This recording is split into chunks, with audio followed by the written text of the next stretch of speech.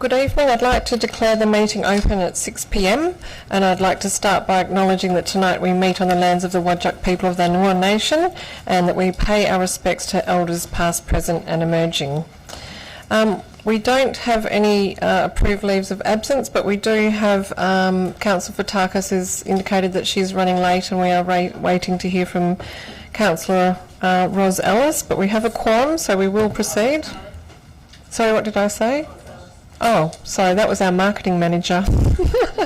Councillor Ros Harley, she'll have a good laugh about that one tomorrow, won't she, Mick? Yeah, sorry about that. So Councillor Ros Harley, we will wait to hear. What we will now do is we'll move straight to public question time and receiving of public statements. So I'd like to welcome you all to the council meeting this evening. This is our decision-making meeting. We have public question time at the beginning of our meeting to allow you an opportunity to speak. We do ask that if you do wish to speak on an item, you state your name, the suburb which you hail from and the item which you are addressing, and we do ask that you do keep to the 3 minutes, and our CEO does run the timer and you might hear a bell go off, and I'll give you a bit of warning if we get to that point. So there is no set order, it is just a matter of whoever wishes to come to the microphone first. And also just to state that if you have spoken at the council briefing on an item, please be assured that council members do have good memories, and they will be across previous submissions, so there's not necessarily a need to repeat, but if you have new information or further comment, please do feel free to bring that forward. So I'd just like to invite the first speaker forward. Alex Castle requesting a leave of absence from the 17th of April to the 29th of April 2019 due to personal commitments. Can I please have a mover and seconder? Moved Councillor Harley, seconded Councillor Hallett. All those in favour? I declare that request carried. The second request is from Councillor Fotakis, similarly seeking Friday, April the 19th through to Monday, April 29th. Just to note, we don't have a council meeting during this period. We do have a briefing, but we will have a quorum. So before I put that, just wanted to clarify. So could I have a mover and seconder for this request, please? Move Councillor Loden, seconded Councillor Gontaszewski. All those in favour? I declare the leave request carried. I'll now move to the receiving of petitions, deputations and presentations, and I have received 3 requests this evening. The first request is from Mr Martin McNiff, speaking on item 9.7. Would you like to come forward, please, Martin? Please have a mover and seconder to accept the minutes. Move Councillor Loden, seconded Councillor Fotakis. All those in favour?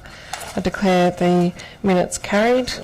Announcements by the presiding member. I'm conscious of the fact we've had a very long public question time and 3 deputations, but so I'll just very, very briefly mention that on this evening's agenda we do indeed have the consideration of moving to a FOGO 3-bin system, and this is potentially one of the biggest changes on the doorstep of our residents that the City of Vincent will make in recent years. Just in response to some of the commentary that was raised around energy from waste, it's probably also worth noting that the City of Vincent did delve deeply into this issue through our own Mindarie Regional Council recently, where we were part of a tender process, and we are very familiar with energy from waste and had some pretty deep diving consideration of that at the time.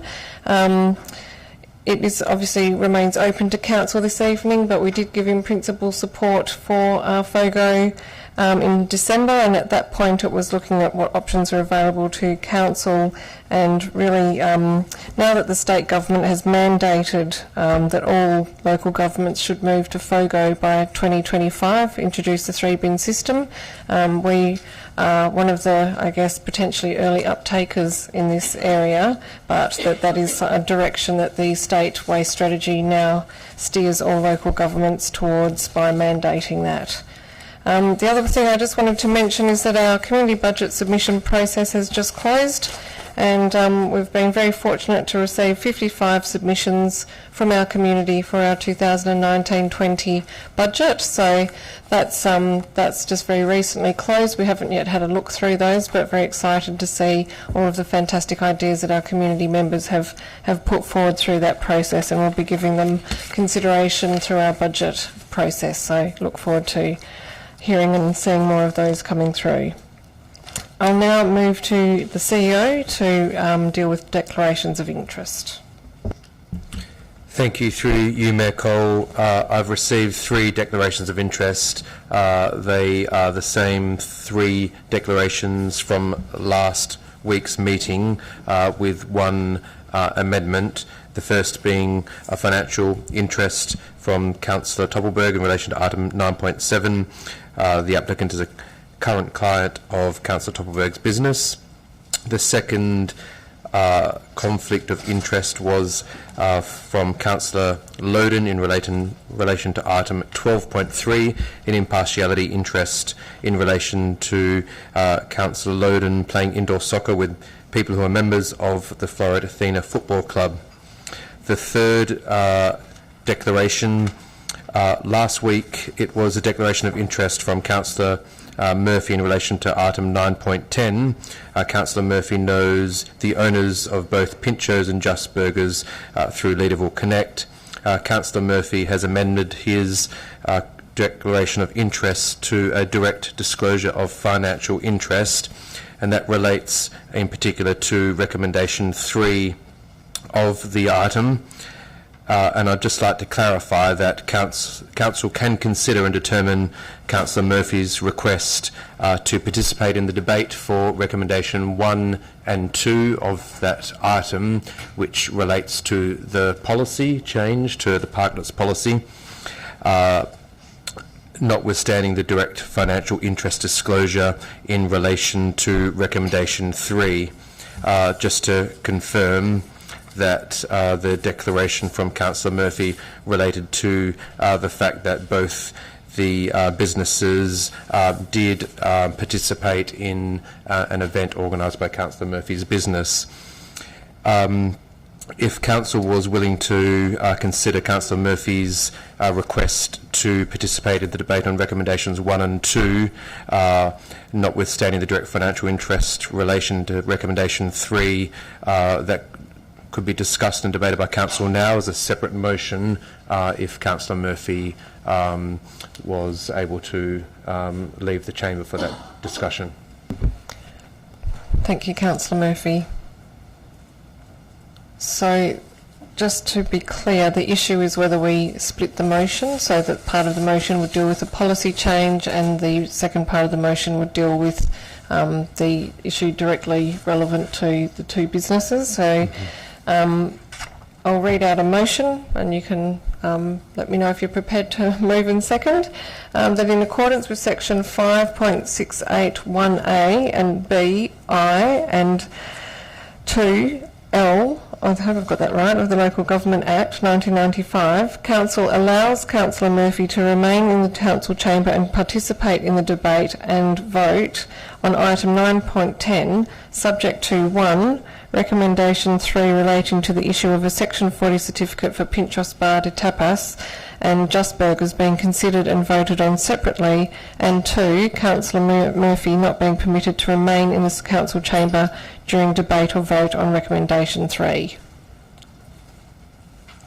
Just through you, Mayor Cole, if I could just clarify the relevant provision for Council's consideration, it would be that Council must be satisfied that Councillor Murphy's interest in relation to recommendation 1 and 2, which was last week declared as an impartiality interest, is either so trivial or insignificant as to be unlikely to influence the disclosing member's conduct in relation to the matter, or secondly, common to a significant number of electors or ratepayers. I understand that this relates to the first being so trivial or insignificant as to be unlikely to influence the member's conduct in relation to the matter. Thank you. Thank you for that clarification.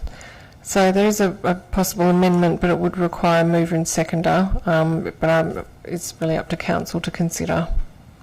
Please feel free to ask further questions of the CEO if you wish. Councillor Gontaszewski, are you asking a question or are you moving the motion? Seconded by Councillor Toppelberg. Do councillors wish to ask any further questions? Councillor, I'll go to the mover. Councillor Harley, do you wish to speak? Sorry, Councillor Gontaszewski, do you wish to speak? Councillor Toppelberg as the seconder. Just for clarity, that means that the item would be moved as recommendation 1 and 2 and debated, and then item 3 would be moved separately, so none of the debate would include item 3. Thank you. That's correct. Councillor Loden? Just a clarification, I note there's a potential amendment to 9.10. I just wanted to check where that would fit into the... Is that part of 1 and 2 or 3/4, which is the one on the light? Correct, thank you. This relates to the budget process, so this is not relevant to or not specific to the two businesses, so we could deal with this when we're dealing with recommendation 1 and 2. Councillor Harley, did you have a question? Yes, my question relates to the policy changes and potential allowance of the service of alcohol or being able to drink alcohol at the parklets, of which I'm assuming the businesses that have been named in this conflict of interest would be direct beneficiaries if that policy was to change.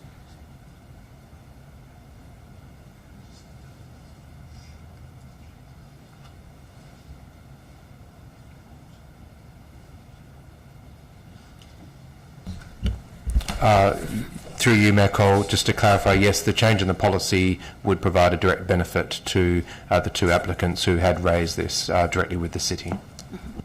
So, Mayor, on that basis, I'm not going to be supporting Councillor Murphy's request to stay in the chamber for any of this particular motion, given that there is a direct, as stated by the CEO, if we pass recommendations 1 and 2, there would be a direct benefit to the businesses named in a conflict of interest.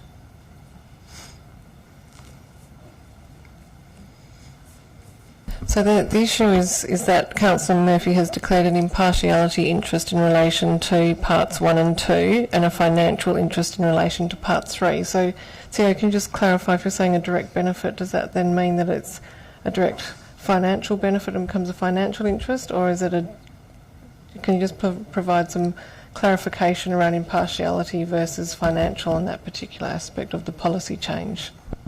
Thanks. Through you, Mayor Cole, this is really a decision for Council. As articulated by Councillor Harley's question, the policy would provide a benefit to anyone who wanted to operate under that policy. It wouldn't be specifically linked to the two businesses which have approached the city about a potential amendment to the policy. So it's really up to Council to form a view on whether or not those two items can be split from a conflict of interest perspective. Councillor Gonczewski. Just to clarify, it's my understanding that the policy change provides a potential benefit to an applicant that may choose to make an application, but the decision maker in that application would be the city rather than council, whereas in the item before us in relation to recommendation 3, that puts council as the decision maker. Would that be correct? So there's a slight difference between implementing a policy and allowing someone to apply versus what is happening, what the decision that is to be made under recommendation 3 potentially. Yes, through you, Mayor Cole, the change in the policy is a council decision, and the recommendation in relation to item 3 would be able to allow the city under delegation to provide some discretion in terms of the current application of that policy. Councillors, are there any further questions or comments in relation to the motion before you? Okay, I'll put it. All those in favour? All those against?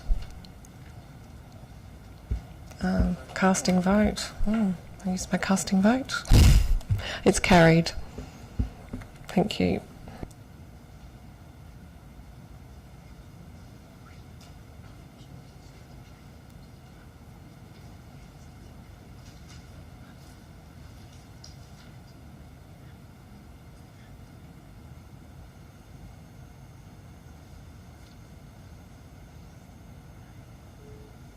Thank you. I'll now go around the chamber and see if there are any other items that council members wish to draw out for debate. in addition to those that have already been raised by members of the public gallery, and absolute majority decision, where an absolute majority decision is required. Councillor Hallett, do you have any items you wish to pull forward? 11.8.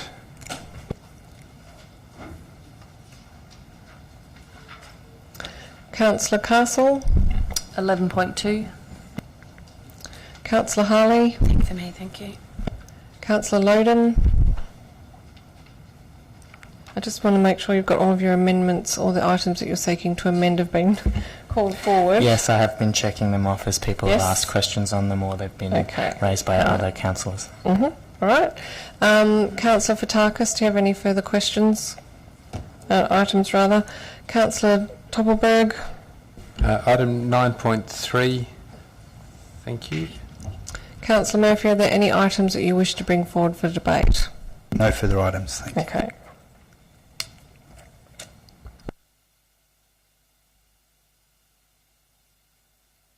I was just coming to you, Deputy Mayor. Are there any further items you wish to raise? No?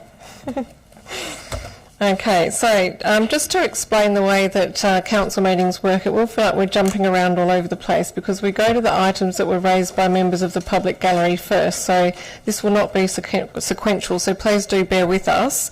So I'll be going through the items raised first by the members of the public gallery, and just to let you know where your item is. The first item was 12.3, 12.2, 11.1, 10.1, 9.1, 9.6, 9.7, 9.10, 12.1, 9.11. We then go to the items that are raised by council members. But before we do that, we will move what items may be left to move en bloc. Theo, have you managed to pull together a list of en bloc items? I'm sure there aren't that many. Thank you. Through you, Mayor Cole, I will read out the items which weren't subject of a presentation or request by council. The list that I have are items 9.4, item 9.5, item 9.8, item 9.9, item 11.3, item 11.4, 11.5, 11.7. I'm going to draw attention to 11.8, which needs to be moved by the... Okay, sorry. Item 13.1, item 13.2, item 13.3.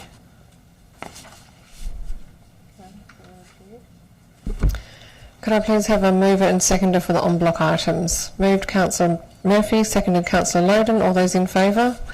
Declare the en bloc items carried. So that brings us to the first item that was raised this evening, which was item 12.3, late report, Florida Athena Football Club Incorporated request for in-principle approval of a new 5-year lease. Can I have a mover and seconder, please? Moved Councillor Loden, seconded Councillor Fotakis. Thank you, Mayor. I'm pretty comfortable with this proposal. In my mind, this just reaffirms Council's existing position, but provides some additional context around our, support of the fact that the Florida Athena have received a grant for $3 million, which does, as stated, present an opportunity for the city's asset. We do still have the controls in place that we've previously requested around how that is delivered and how that lease will be renewed.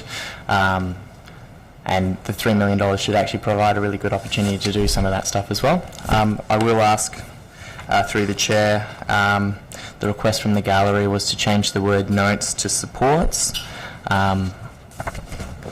Is the director able to provide some context on what this would mean for the city? Through you, Mayor Cole, as stated within the report, administration has identified that the club has not yet responded to council's conditions as set in November 2017. It was on that basis that administration has not expressly supported a new 5-year lease, albeit in principle. In terms of the function of the proposed recommendations, number 3 is quite simply to note the receipt of the request from the club. Recommendation number 5 is how administration has structured a level of support for a 5-year lease, and that is that council advises the club that tenure arrangements, which may or may not include a new 5-year lease, will be negotiated subject to council's requirements as per their November 2017 resolution be met. So administration does not support changing notes to support, but is certainly comfortable, based on conversations with the club and conversations with the department, that recommendation number 5 is sufficient for the purposes of the grant application. Councillor Loden, do you wish to continue to speak or ask further questions? No, I just will listen to the debate, but supportive of the officer's recommendation. Councillor Fotakis. I'm supportive of the officer's recommendation. I just wanted to thank council staff for their efforts in bringing this item forward. I don't think many people realise the efforts that go into providing reports through to council in the detail that they've provided.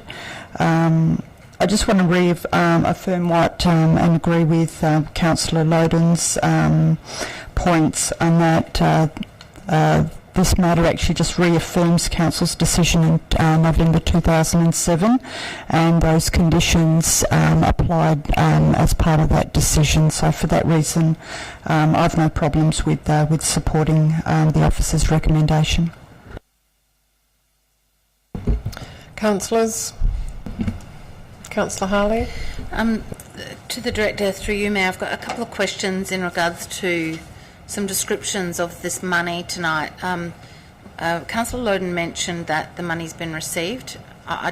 Can I ask the Director to confirm if the money has been received? Because there's also mention that an application is to be made. So can I just clarify on the record what that means? Through you, Mayor Cole, I can advise that $3 million has not been received by the club. A potential grant has been announced. However, the club is still required to apply through the department, and it's assessed according to some specific criteria before it is awarded to the club. So that's the current status of the $3 million. And through you, Mayor, to the Director, you mentioned that when referring to Recommendation 3 about notes rather than supports, you mentioned that there were conditions back in 2017 which have still not been met. For the record, are you able to articulate what those conditions were, please? Through you, Mayor Cole, yes, I can confirm that they are the conditions that are then listed under recommendation number 4, which is the preparation of a facility management plan, the provision of a community benefit statement, preparation of a financial plan, investigation of facility options that meet NPL requirements, and implementation of strategic planning, governance, business model and community engagement initiatives as identified within the club's Club Development Plan Progress Report. Thank you, Mayor. I'm not going to be supporting any further lease on Leaders Stadium. And I thank you for the Director putting those responses on the record, because it's a bit of a history lesson. And back in November 2017, there was a lot of debate on council, and my views at the time were also on the record. I was very sceptical about what was being presented to council. I raised a number of concerns about the viability and about the ability of the club to meet all of the conditions that we'd set out at that time. Unfortunately, that is evidenced by what the Director said tonight. So the conditions that council sought back in November 2017 have not been met, and I simply don't believe they will be met. I applaud that the club has done an enormous amount of work during that period of time, but for me, back in November 2017, I think I used the words too little too late. After a very long period of time with a number of issues, the club, while in good faith, they did go forward and they did make some attempts, including employing a consultant. I don't believe that a further 1-year lease is going to help achieve that. And I think while it's very generous of the Australian Government to offer a $3 million grant to the to Leaders Stadium, I note that it hasn't been applied for yet, and it can't be applied for until other conditions are met, and one of those conditions is that the City of Vincent makes some undertaking that we would enter into a lease. For me, it's all too loosey-goosey, and I think that there's been enough time now for the club and for this city to make its mind up and to go back to the community and say enough's enough, and to go back to the club and say enough is enough, so I don't support any further extensions of the lease. Councillors, any further comment? Councillor Gonchevsky. I can understand and respect Councillor Harley's position. At the end of the day, for me, I believe that this motion will provide sufficient confidence around tenure arrangements to allow the grant assessment process to be undertaken. That's all it is for me, and yeah, I agree. We are reaffirming our original position. There is still a body of work that needs to happen, and a formal decision on those matters will be taken once we have that information. However, I am supportive of the officer recommendation that allow the conversations and the grant assessment process to occur. Councillors, Councillor Toppelberg. Thank you. Just a question through you to the Director. Just to confirm, my understanding is that whilst recommendation 4 deals with the intention to enter into a further 1-year lease, that unless items 4.1 and 4.5 are met or substantially met prior to the report back to Council at the June meeting, that's when the 1-year lease extension will be considered. Is that correct?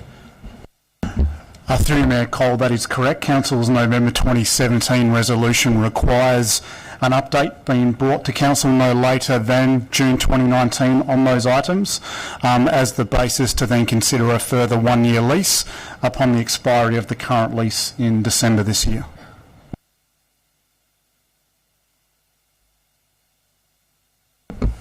Councillors, any further comments? Look, it is the case that this motion is restating our position from 2019. The terms are exactly the same, and as stated to the club a number of times, that we do have, that we are reaffirming the requirements that we need to see that ongoing tenure at Litters Stadium. And I think that it really does reinforce to the club that when we're thinking about tenure at Litters Stadium, the model of tenure is not wedded. We're not wedding ourselves to a lease. We're talking about tenure as opposed to an exclusive lease. We have talked about co-location with the club. We have talked about the fact that we want Litters Stadium to be available for broader community use and benefit. The community benefit coming out of the potential $3 million in funding. We'd like to work with the club to ensure that any money that's expended at Litters Stadium has maximum community benefit, not just to the club but beyond for other users of Litters Stadium. And we would like to be part of a discussion on what priority works we would like to see as the landowner and custodians of this site on behalf of our community. Look, it is the case that Florida Athena has a new board. They are working to deliver on these requirements that we have been asking of them for some time, and they have an incredibly strong incentive to do so, because they have been told that if they do this body of work, then they are eligible for a $3 million grant. And that $3 million grant, while it's been promised to the club, is for infrastructure that the City of Vincent holds on behalf of our community. So the incentive is there, because let's face it, it's not every day that the federal government knocks on your door and offers you $3 million for a facility. Many of our facilities could do with the support. We will be knocking on doors and asking for it, but this is $3 million for a community asset in the City of Vincent, and provided that the club can work to deliver on the requirements that we have been seeking and been clearly seeking for some time, and we're not walking away from that. We're asking for the same things on the same deadlines. We are allowing the club to move forward with that application to the federal government to try to secure this $3 million grant, and we should, because we want to see money from the federal government coming into our assets, and we do support that. On the issue of changing the wording from notes the request to supports the request, I think it's clear that Council can't at this moment be in a position to support the request for a new 5-year lease arrangement because we have those conditions. Because we have those conditions that we've clearly outlined and stated in numerous council resolutions, and they are requirements for good governance of the site, for community benefit, to ensure the financial sustainability of that club and also of the site, because $3 million in capital investment does require a strong club, strong financials to keep that going. We know as a local government that maintenance is really expensive, and we need to know that the club is able to not just deliver on a $3 million grant, but to be sustainable, to be healthy, to be strong, to be able to make sure that that facility is supported and maintained in the longer term. So we are excited by the prospect of the grant, and we are working with the club to make it happen, but we don't walk away from the requirements that we've been clear about with the club from the first time we started talking about tenure and long-term arrangements. So happy to support the officer recommendation. Any further comments before I put the motion? Okay, I'll put it. All those in favour? All those against? Councillor Harley voting against. I declare it carried. Next item on the agenda is 12.2. This is the State Tennis Centre proposal for Robertson Park Community Consultation Outcomes. Can I have a mover and seconder for this item? Moved Councillor Loden, seconded Councillor Hallett. Thank you, Mayor. Just want to affirm my support for this item. The question raised from the gallery was the question around a development plan versus a master plan. The Director provided a response through the briefing pack that a development plan is a medium complexity plan versus a master plan, which is a more complex plan. This is something that's defined under our public open space strategy. I agree that this is a development plan, not a master plan. It doesn't mean that it's not a comprehensive review of the site, but the number of elements you're going to be looking at in a space like this compared to some of the other places where we're undertaking master plans, not at that scale. I expect that the surrounding residents would want to hear that there's not going to be a large number of elements on this site. I think broadly they want to keep the elements of that site to a smaller number. So I'm supportive of the recommendation as it stands, including the terminology of a development plan. Thank you. Councillor Hallett. Thanks. I support the officer's recommendation, and just to kind of reaffirm that the terminology is not to downplay the significance of the site and the amount of, I guess, strategic thinking that will need to go into it, but certainly it's about the complexity and about being aligned with the open space strategy. So, yeah, I support the officer recommendation. Councillors, any further debate on Robertson Park? Okay, I'll put it. All those in favour? I declare it carried. The next item that was raised is 11.1, which is the minutes and motions from the annual general meeting of electors held on the 29th of January 2019. Can I have a mover and seconder, please? Moved Councillor Toppelberg, seconded Councillor Hallett. Thank you, Madam Mayor. There was a couple of comments last week in relation to the procedures for council workshops, and I note that they will that there'll be a further report to council which will give community members a chance to comment on the existing and any change or proposed changes to those procedures. Just in relation to the item relating, or the request which was motion 1, which was Murray Slyth's questions in seeking a character retention area designation over the Cleaver precinct. Just to confirm, and I know that it's been relayed to Ms Slyth, but just because there have been other comments, that what we received back from administration indicates that the precinct has been reviewed, and it would require, under the current policy, a nomination of more than 40% of owners for the city to progress the investigation into a character retention area. If there was no nomination received, or there's less than 40% support from landowners, the city would not progress the nomination under the current policy.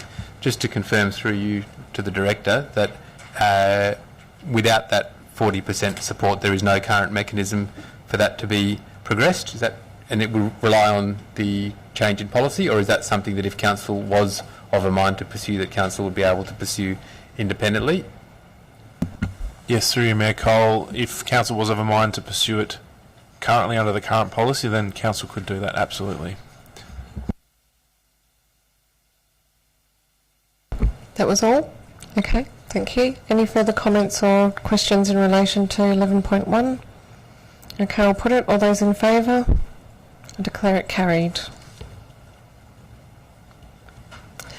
The next item raised by a member of the public gallery is item 10.1, which is the business case for the adoption of a 3-bin food organic garden organic system. Can I have a mover and seconder for this item? Move Councillor Loden, seconded Councillor Toppelberg. Thank you, Madam Mayor. I support the direction that this business case is setting for the city. There has been a lot of discussion and workshops about this, but I do note the comments from the gallery raising some concerns about the business case and how it's presented. I also have some concerns about the presentation of the business case and how the financial analysis is undertaken. I do note this is the first business case that at least I've seen that's come to council, so it's still a work in progress for us as we figure out how this all fits together. But I guess where I got to with this was the state government's mandated, as the Mayor said earlier, FOGO systems by 2025. So we could consider other options in there as well, like the garden organics only, waste to energy and so forth. These are still options. Well, waste to energy is still options that the city can consider in the future. But the reality is there's not much point changing to a garden organics only bin to then subsequently turn around and change that to FOGO a few years later. I do appreciate the fact that FOGO is a more expensive option for the city, but it also increases our waste diversion, which is a key strategy for the city as well. Our waste strategy talks about zero waste. If we are leaving some of that waste behind, then we are not moving as far as we need to achieve that objective. I did some numbers myself. Apologies, Director. Director advised me that a typical life of a bin is 10 years.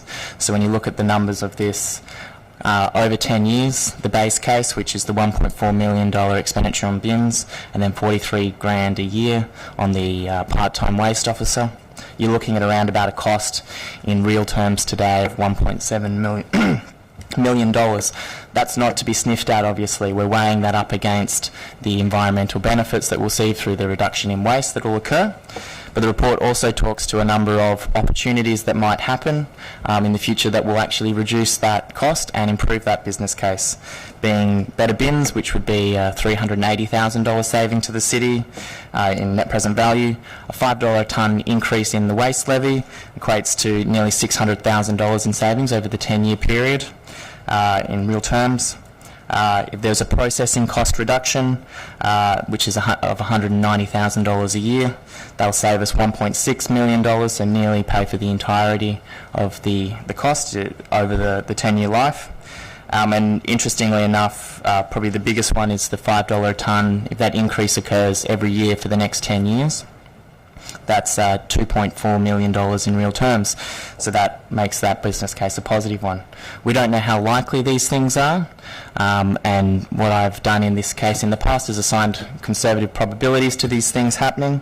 A 50% chance of better bins, a 50% chance of a $5 a tonne increase, a 1 in 3 chance that we'll be able to increase the processing fee, reduce the processing fee by $190,000 a year, or as a 1 in 3 chance that $5 a tonne cost will continue for the next 10 years.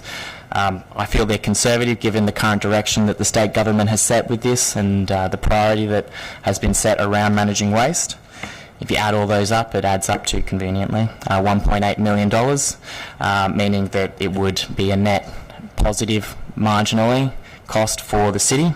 There's uncertainty in this. We may see a lower cost outcome or we may see a higher cost outcome, but on net, I'm comfortable that in the various scenarios that are coming forward, we'd probably see a net benefit in financials to the city.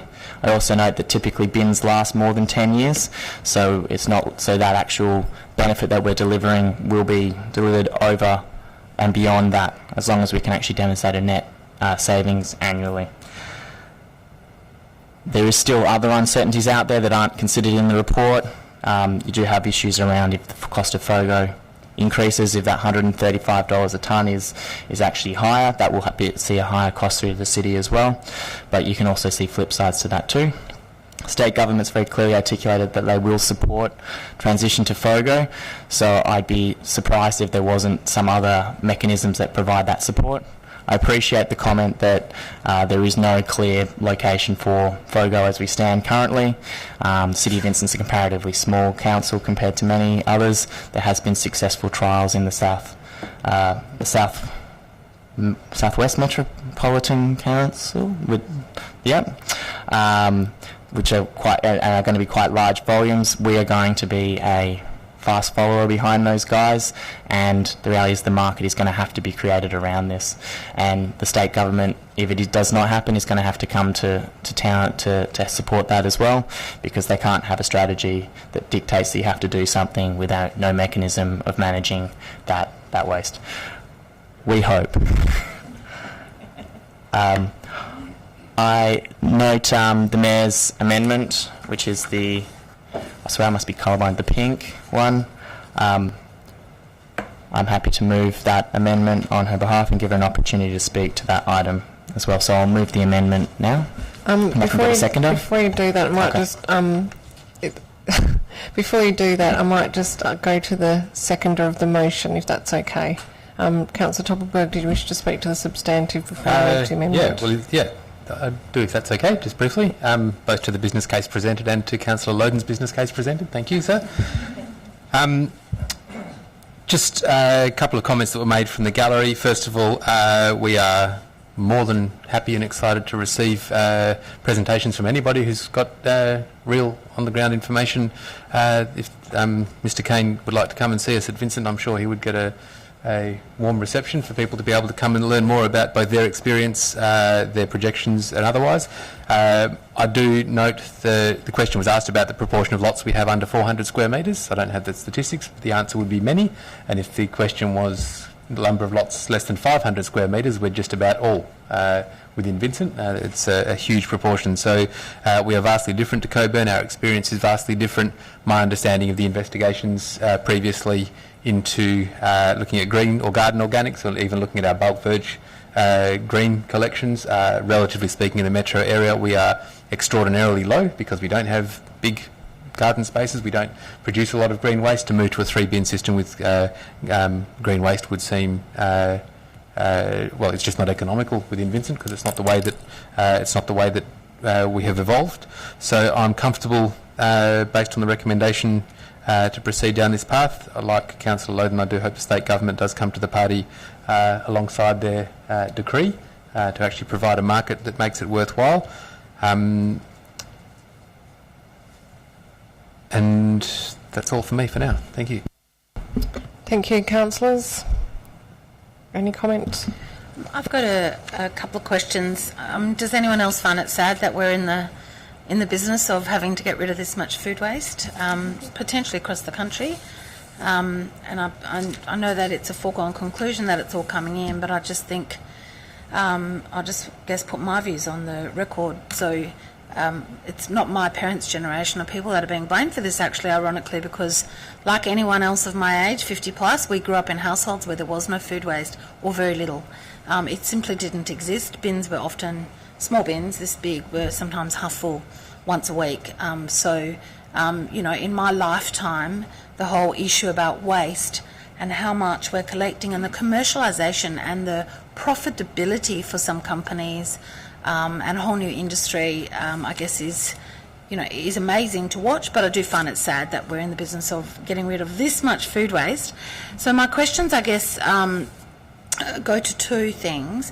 One, it's to do with our current, given that we're a much older suburb, so it's to do with our current infrastructure, and potentially, particularly in regards to unit developments, which in some cases barely fit in a green bin and a yellow bin. So I guess I'd like to get some comment around that, and whether that's a particular focus in the business case about how that challenge is going to be dealt with and how the communication is going to happen with owners of properties who have no space for a third bin and in some cases can barely fit in a second bin. There's that. And also I'd be interested to know about the communication plan in regards to the reduction of food waste at all, even going into our bins. So what are the alternatives in our community for getting rid of food waste? First of all, obviously purchasing less, so that it's at point of purchase, but then also what are the other ways in which a household, potentially homes with backyards, whether it's chickens or composting or whatever, be interested to know from the director how that's going to be communicated and what we're going to do to balance up both the collection and the provision of these bins, but also the overall reduction. My third question relates to if we had a utopia where obviously a zero waste strategy, that's what everyone's going to aim for, but what are the financial losses potentially the financial losses for the city? So in entering into this, is there any disincentive, I guess, for us as a city to reduce the overall waste? Dan, who's the businessman person, may be able to answer this, if he's allowed. Director, do you wish to respond? Through you, Michael. Let's take each of those questions in turn, if I can. The first question about space and third bins and lot size. You'll see there's a lot in the business case and the consultation plan about consulting with the public, understanding what those issues are, developing systems. There's a particular trial on multi-unit developments. We're currently undertaking a trial with 2 other cities about what might work and what won't in terms of FOGO and green waste and food waste only. So there's plenty in the business case and the consultation plan to deal with that. So we're comfortable we will develop mechanisms to deal with those issues and those risks, and we're also learning from other councils who've already done that. So the second question is about the reduction of waste. You're right, it would be better, Councillor Harley, if we didn't have to collect this waste, particularly food waste, if food waste wasn't put in the bin. We already have a very active education programme, which includes home composting options, and we sell composters at cost price to residents, and we have quite a healthy market in that. So we're already active in that space, and I would anticipate, because of the state waste strategy, we'll become more active. And also the state will play a bigger role in that arena as well, because really it needs to be statewide communication across the board. The third question, zero waste, is there a disincentive? I think if I can answer this question this way, the incentive, I don't think there's a disincentive to zero waste. If we don't have to collect it and process it, that's going to make it cheaper for the city and for ratepayers. And particularly the landfill levy, which we've seen rise to $65 a tonne, is paused this year while the state waste strategy is raised. The future is likely that waste levy will rise, and the cost of landfilling waste certainly will become increased. So I would say, if I can answer that question that way, there's an incentive to reduce waste on the city. So what we're doing is definitely taking us in the right direction financially. Councillors, any further comments? Councillor Loden? I'll reattempt to move the amendment on the pink.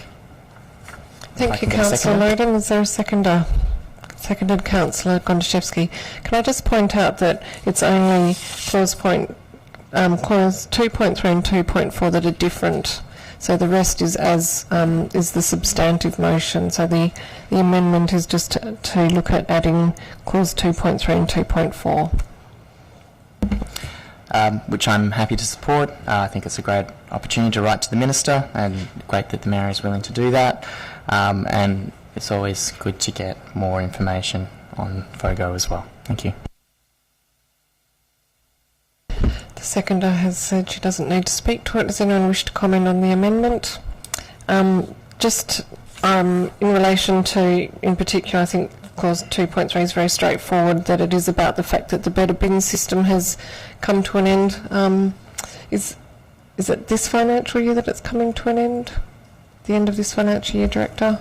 Yeah, so, Michael, the better bins funding that was available for councils to switch to a 3-bin system ended in December last year. December. We're waiting for the new scheme. All the indications are there will be a new funding scheme, but we're just waiting, now the waste strategy is being launched by state, for the details of that. Yep. So this is an attempt to write to the Minister of Environment to try to find out what sort of financial, as it's quoted in the waste strategy, financial mechanisms will be made available. So it's really just to find out whether that will be the better bin system, better bins rebate will be continued, whether it will be more, less, the same, just to try to help inform our financial modelling. And in relation to the new clause 2.4, if adopted by council, that is stating that the implementation of the the 3-bin system really does need to be fleshed out. We've got a long rollout period. We're looking at October 2020, and this is really to say that implementation issues such as bin storage, which will be quite a critical one for the City of Vincent, and any other issues that are raised through community consultation, which is the whole point of community consultation, to understand the concerns, issues, problems that might arise for residents when rolling out a 3-bin system, that we deal with that through an implementation plan so that we can have a smooth rollout that takes all those important issues into consideration. Any further comments on the amendment? Okay, I'll put it. All those in favour? I declare the amendment carried. We're back at the substantive. Are there any further comments? Councillor Gonchevsky. This may lead to a subsequent amendment of what we've just amended. Just in relation to presenting further information to council, I'm supportive of where we've landed. I just wanted to perhaps to be on the safe side to ensure that everybody's on the same page, just in relation to the timings and frequency for when we may expect information to be presented to council. I note, just through you to the Director of Engineering, for the time being, infrastructure is yes, that's right, on block. That's right. Yes, to the Director of Infrastructure and Environment, just in relation to whether some additional words around frequency of reporting, quarterly or more frequently as required, etc., would be grateful. So, through you, Michael, I anticipated a question from the Deputy Mayor along these lines, and I think if you look at 2.4, which is presented results back at the consultation, looking at the business plan, and we were in the hands of our marketing team and how long some of that work takes, but we think we'll probably be back in somewhere around September this year, September 2019, with the results of the consultation, which gives a full 12 months before the implementation date to report back to you and make those changes. In terms of very detailed financial modelling, I think that's the point at which we've done some tenders and we've got some accurate results, and we'll be looking somewhere around February 2020. Again, that's well in hand of when we would implement the actual change to the service. If that assists. So, if we were to modify the report to request reports of consultation by September 2019 and detailed financial modelling prior to April, is that the sort of timelines that might be appropriate for those activities? Yeah, through you, Michael, that would be appropriate, and I'm confident we could achieve those timescales. Then may I please put forward a request an amendment to item 2.2, further financial modelling to be presented to council on the implications of a FOGO system by April 2020, and then an amendment to 2.4 to add by September 2019 after the words community consultation. Is there a seconder? Seconded Councillor Hallett. Do you wish to speak to it? Yes, to delete the words in item 2.2 as it becomes available and replacing with by April 2020. That is correct, yes, thank you. And adding the words to 2.4 by September 2019. Yep. Do you wish to speak to the amendment? You do have a seconder. Councillor Hallett, do you wish to speak to the amendment? Any comments in relation to the amendment? Okay, I'll put it. All those in favour? Declare the amendment carried. We're back to the substantive. Are there any final comments on the substantive before I put the motion? I just did want to state that there was a few questions around energy from waste, and I did comment at the beginning of the meeting that that is something that Council had a process around through Mindarie Regional Council. There are some issues around energy from waste and whether it is to treat residual waste only. What is the definition of residual waste? I think these are issues that we do need to come to terms with on a statewide basis. And there's also the issue that energy from waste is only the second tier along on the waste hierarchy from landfilling. So that was in terms of looking at how you treat your waste. And also worth noting that the MRC's resource recovery facility will be soon undergoing a trial to see whether that can be converted into a FOGO processing plant, which would then service Mindarie Regional Council members, including the City of Vincent. So I'll put the motion unless there's any further comments. No? Okay, I'll put the motion. All those in favour? I declare it carried unanimously.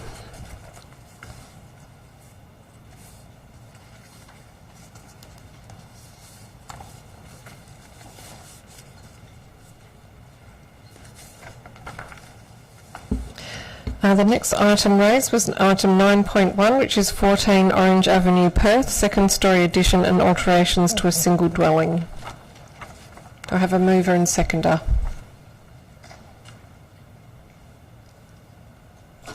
It's going to lapse then, is it?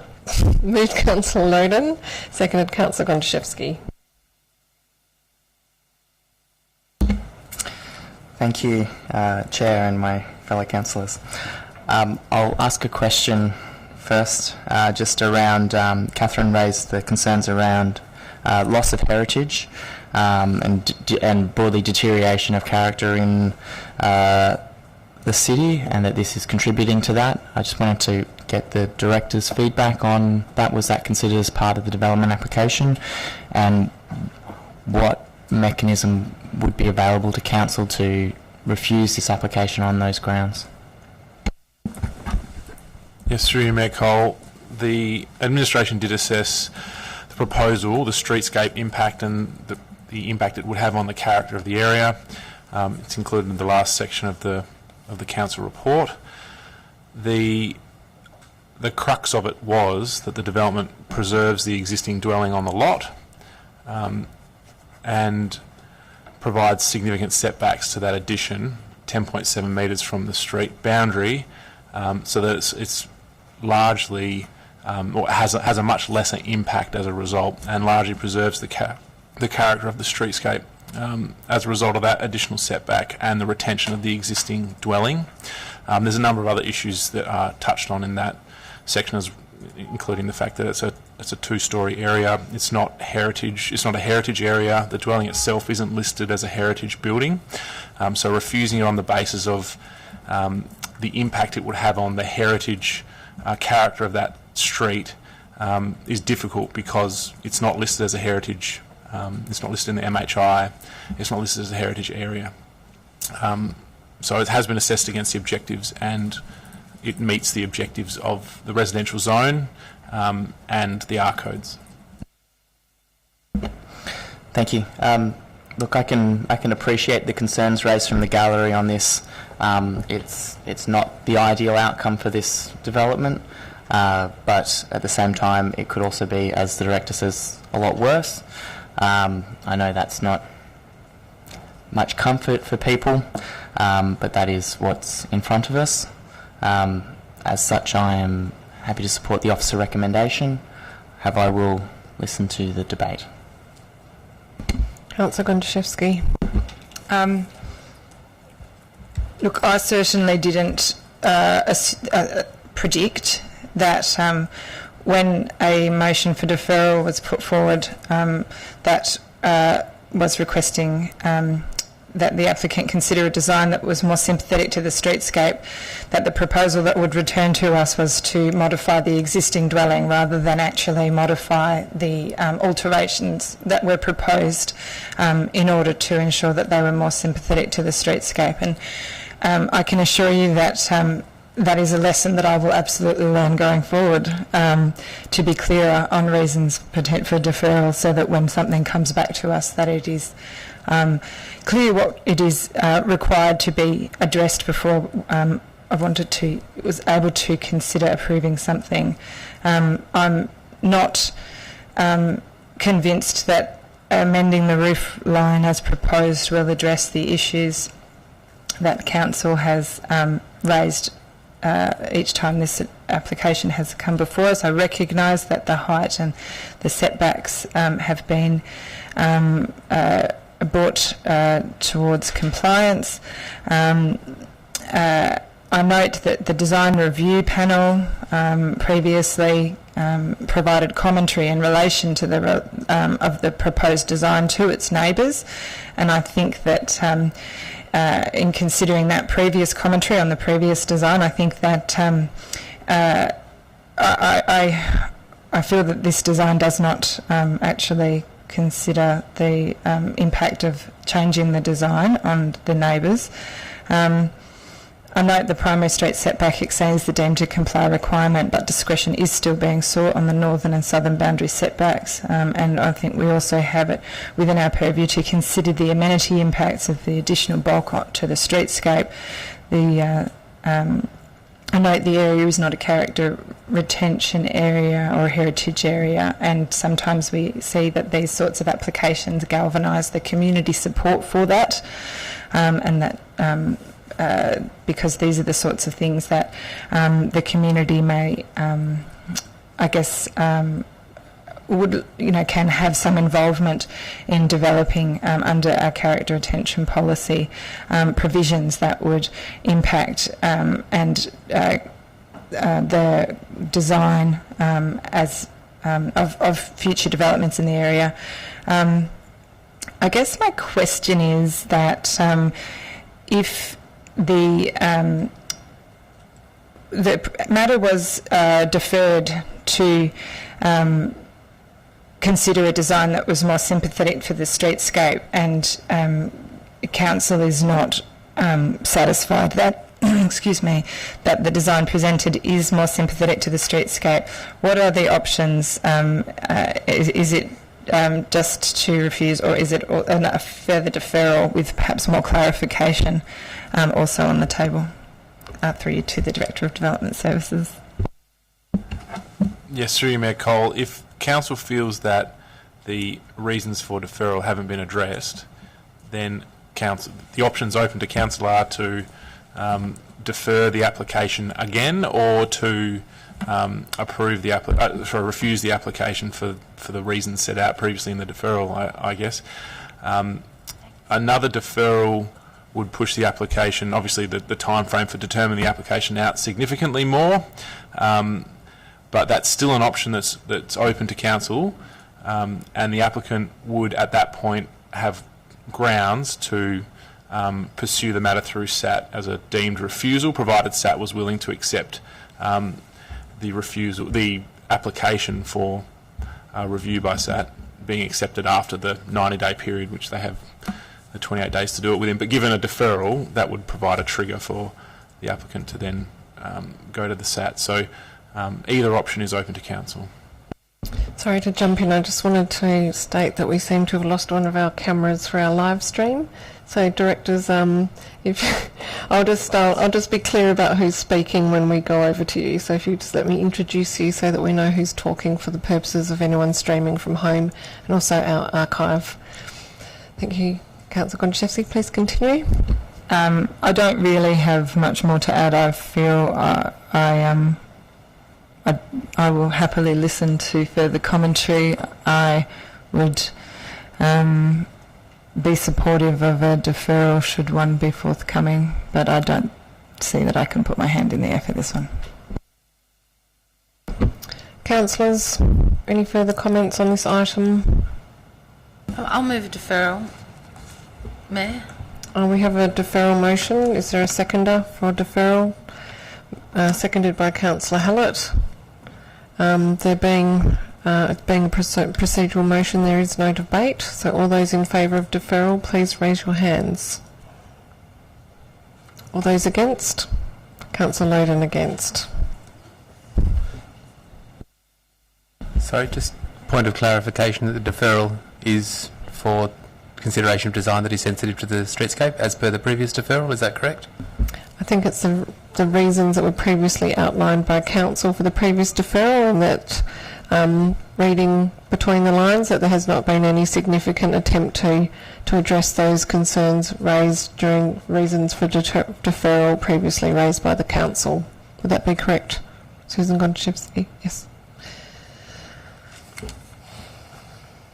Okay, we will move on to item 9.6. Item 9.6 is number 46 to 52 Britannia Road, Mount Hawthorn, amendment to existing approval, street fence for 4 multiple dwellings, unauthorised existing development. Have a mover and seconder, please. Moved Councillor Toppelberg, seconded Councillor Harley. I support the officer recommendation. Councillor Harley? I don't have anything further to add. Councillors, any further comments? Councillor Gonchevsky? I just think on relation to this, that whilst I understand that what has been implemented doesn't meet the deemed to comply criteria and visual permeability, I do note that the solid wall part of the fence is lower than what would be committed, and this contributes to the overall permeability of the fence, and I think it's quite an extended piece of fencing, so I think this impacts on the overall permeability. So I, sort of looking at a performance-based approach, I think that it meets, I'm satisfied with this. Councillors, any further comments? I'll just briefly comment that on this particular one, I do think the fencing does have an impact on the way this development presents to the street. The fact that it is opposite Britannia Reserve makes it highly visual, and I think there are some really good examples of compliant fencing for new developments that also front Britannia Road. And I think that when you compare what was presented and approved by Council and what is in existence, that this does contribute to something which is a poorer outcome to what was approved by Council. Are there any further comments? Okay, I'll put it. All those in favour? All of those against? I declare it carried with myself and Councillor Fotakis voting against.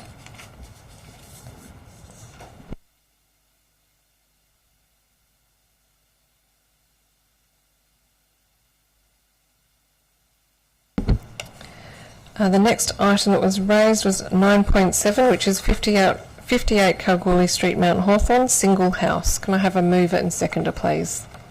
Just noting Councillor Toppelberg is leaving the chamber due to financial interest.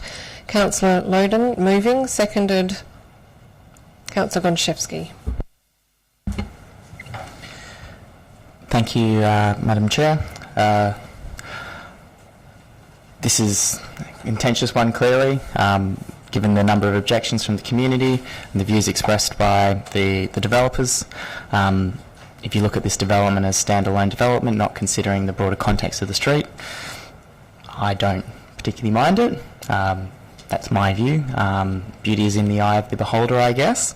I do like the curves in this building, as was mentioned.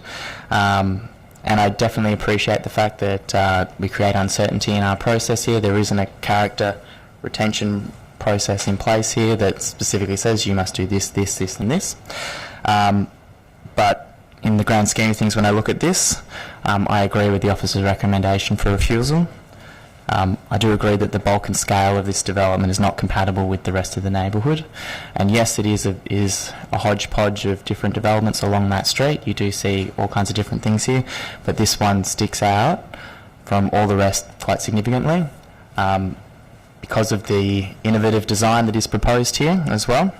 I do agree that it will impact the amenity for residents, and it doesn't fit the street context as well. There was some conversation about the interaction with the street, and I understand the point around that window there and how it configures, but when you look at it, it does not look like it's engaging with the street. I can see, as someone inside the building, how you're going to be able to see out, but it doesn't give that same sense of interaction as well. So as such, I support the officer recommendation for refusal. Councillor Gontaszewski. Thank you, Mayor. Look, I accept the reasons that have been put forward for refusal. However, I think that a number of these could be addressed with some redesign, particularly in relation to the upper story of the front facade, to increase engagement with the street. And so I think that deferral may be an option here.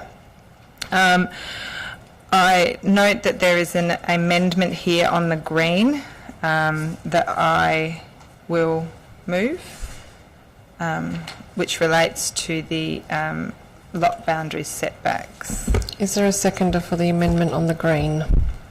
Seconded Councillor Fotakis. So I'll just in terms of the, I think that probably the two issues that I think would need to be addressed in any consideration of the modification of this design, whether that is through a deferral or potentially through any appeal mechanism that may, and subsequent process that may be undertaken. It would be the engagement with the street frontage and potentially around the bulk relating to the southern lot boundary. And so this amendment just looks to include an additional reason for refusal in this instance. And I guess I just wanted to ask the Director of Development Services to perhaps provide some commentary. I know that there's the written commentary there, but just to provide some commentary in relation to this amendment that says the development does not satisfy the design principles of Clause 5.1.3 lot boundary setbacks of State Planning Policy 3.1 Residential Design Codes, as the setback to the rooftop terrace to the southern lot boundary does not reduce the impact of building bulk on the southern adjoining property. We'll go to the Director of Development Services. Thank you, John. Thank you, Mayor Cole. The reasons for refusal there are really based around the discretionary nature of the provision, the design principle. If council believes that the bulk of the roof terrace is inappropriate and the impact that has is inappropriate on particularly the outdoor living area of the property to the south, then that reason for refusal is obviously appropriate. Administration's assessment had a look at what would be deemed to comply if there were no windows in that wall, and found that it would be deemed to comply if there were no windows. And given that a development with no windows could be the distance it's set back currently, we considered it to be appropriate. So that's how we landed on not including that reason for refusal in the recommendation to council.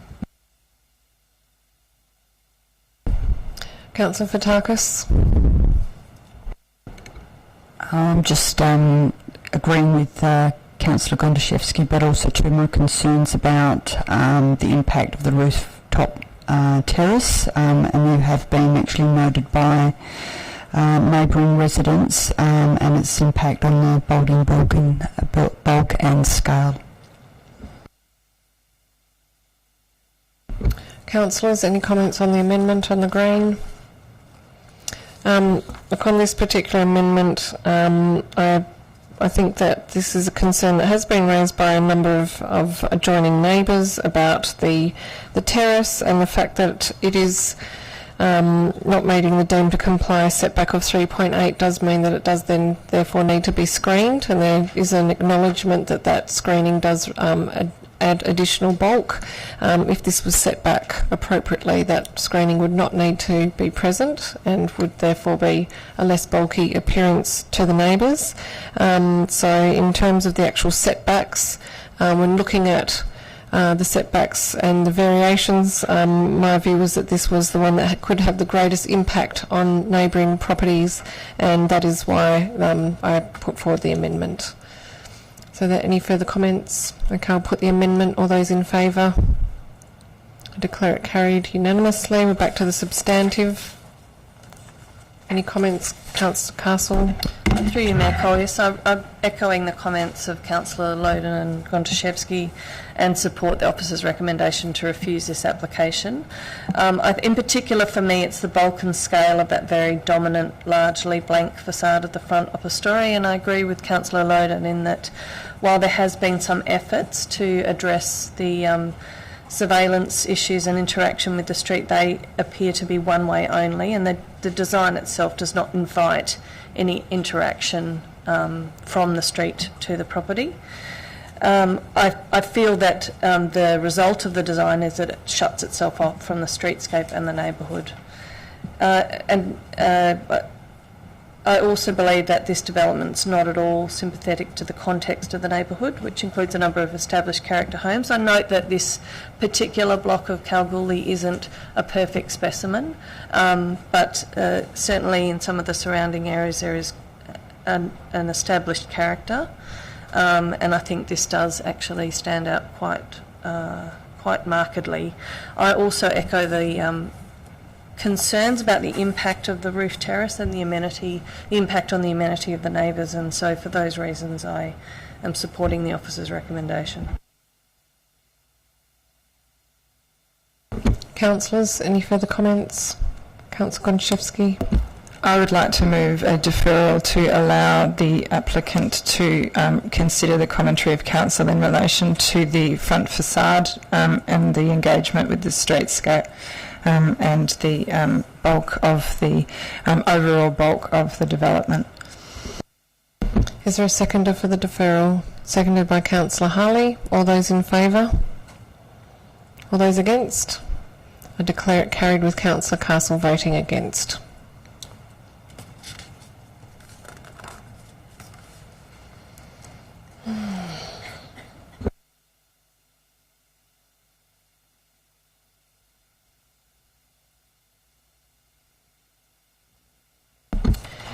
We are now at item 9.10, which is amendment to policy number 2.2.13, parklets.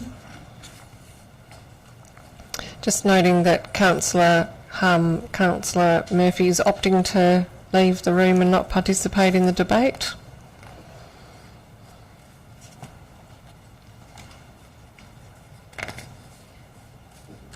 Can I have a mover and seconder for this item, please? Move Councillor Gontaszewski, seconded Councillor Harley. I'm supportive of the officer recommendation. I consider that there are sufficient controls in place with the proposed approach to provide a safety net in ensuring that parklets are managed and maintained appropriately, whether they serve alcohol or not. I'm happy to support the officer recommendation. Councillor Harley. Yes, I too support the officer recommendation. I think particularly where parklets are in the custody of established businesses who've got the appropriate licences in place, responsible service of alcohol, trained staff, etc. I think it will add to the overall activation of the street and the, dare I say, vibrancy, the vibe, whatever. So I support the officer's recommendation. Councillors. Councillor Loden. Thank you, Mayor. I guess when this was originally broached as a topic, I did have some concerns about the proposal of alcohol service in parklets. However, given the parklets, it's been a long meeting already.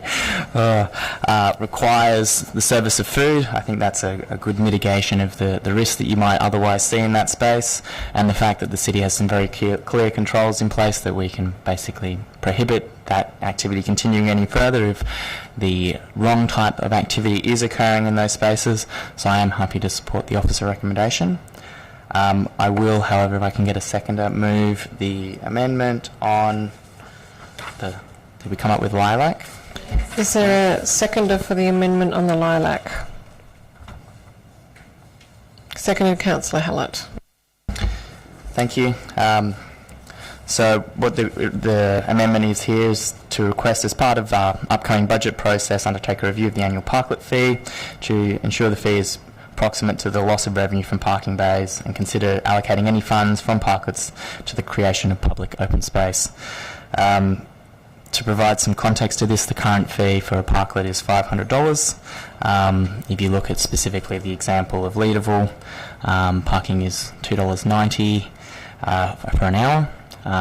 If you assume that space could be used 5 hours a day, 365 days a year, this is $5,292.50, which is significantly more than $500. So I love my numbers, I can't help it, I'm an engineer. Precision. I'm not proposing that we need to increase the parklet fee to $5,000 from $500, but I do think it warrants review, as this has been in place for a few years now. Sorry, yes, that's all I had to say. Point of clarification. Yes, Councillor Topelberg. The wording specifically does request it exactly to be proximate to the cost of parking. So can we get some clarity as to what we're actually seeking? Just a general increase, or whether it actually is tied to the potential loss of revenue? So my intent is for us to review, or for the administration to review, the loss of revenue that we would be incurring from the removal of these parking spaces, and to bring forward some consideration of that as part of the coming budget process.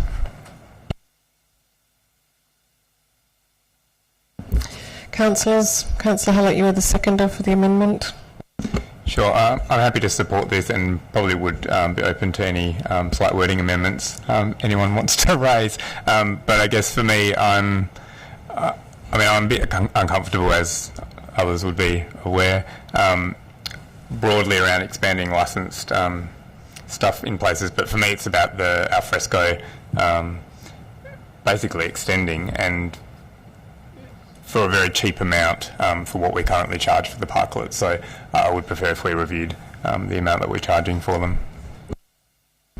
Councillors, Councillor Fotakis. I'm just looking at, I know the intent of this amendment, but I'm just looking at the wording of it. I'm not supportive of it. There are benefits of these parklets that go beyond exact dollar value.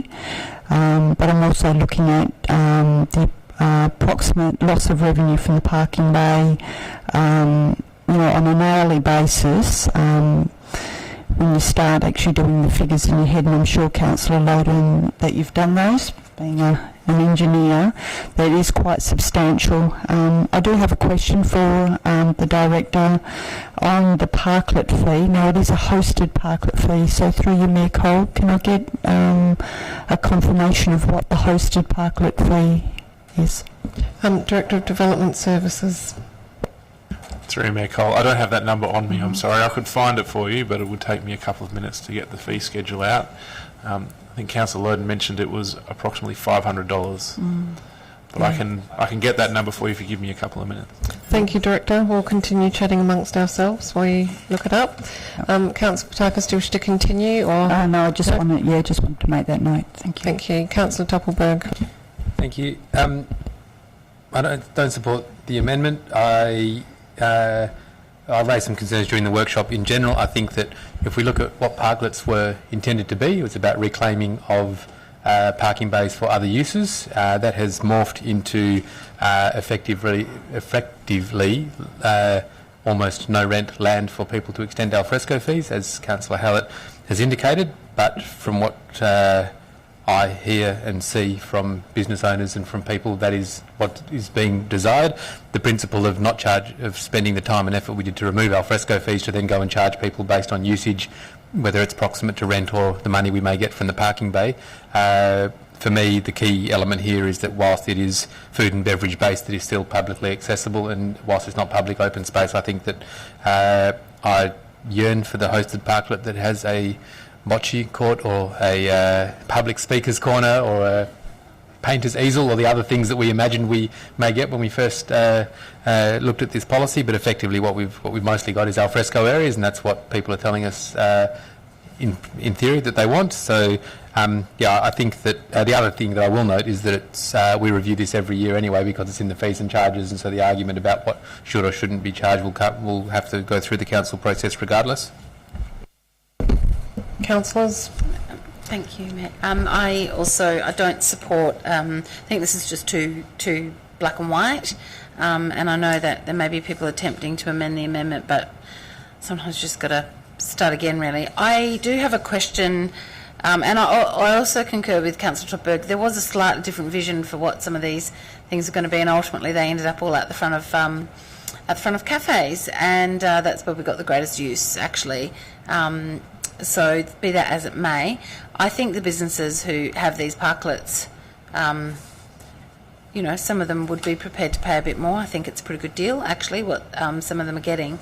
So I don't support the amendment, but I do pose a question in regards to whether there's, rather than think about this as lost parking revenue, whether there's the ability to have a look at the maths in regards to rateable property, and or whether there's any legal implications in regards to, putting an amount on that parklet which is linked with the rateable property. But I, for one, would be interested to see the costs involved with that, to think about these spaces as not just lost car bays, but as new spaces for our businesses and our public. So I don't support the amendment. Councillors? Look, I don't support the amendment. We've just had the information provided that the hosted parklets to apply, it costs $200. There's then a $1,000 approval fee and a $500 annual renewal fee, plus the fact that the hosted parklet has to be designed, built and maintained by the host, and that in and of itself is a significant cost. They also provide the furniture, any planting, landscaping, bocce courts. That's all at the cost of the host. And we have so few of these in the City of Vincent. I think the numbers in the report, somewhere is at 6 or 7, something like this, less than 10, way less, 6. We have so few that I just think that, if we start adding fees and charges that are more, then I think we're just going to disincentivise this. And we have free online alfresco permits available. It's one of our signature moves in the City of Vincent to try to encourage vibrancy in our town centres, and this for me just works against that sort of policy provision that we have, and that we are standing up and saying we want this vibrancy in our town centres. We want to be responsive to what people want to do, and that for me is not attaching too many fees that make it then unattractive for business owners to contemplate or afford. Any further comments on the amendment? Okay, I'll put it. All those in favour? All those against? I declare it lost. Councillor Hallett and Councillor Loden in favour. Back to the substantive. Any comments in relation to the substantive, Councillor Toppelberg? Thank you. Just to comment, because advice was provided after the briefing notes were issued, I did raise concern about potential for leasing and the impact, and just in relation to the policy, I think it's just good to, because it wasn't included in any change to the recommendation or the report, just to note. The issue that I raised was where somebody can effectively rent a broom cupboard and have hosted parklet out the front, and then potentially on-sell that business or the access to the parklet. And the city has indicated that it runs with the lease for the premises, and there's a requirement to disassemble and remove it if the associated lease disappears. Where responsibilities are transferred to an incoming business, the new business is required to enter into an agreement with the city. So it actually runs, if there's a change of ownership of the business or otherwise, there's a new agreement that needs to be entered into with the city, and at that point the city has the sole discretion as to whether or not the parklet should continue to operate. So that does alleviate some of the concerns that I had, and I just thought it was important to note that in the debate, as whilst it's not captured in the recommendation.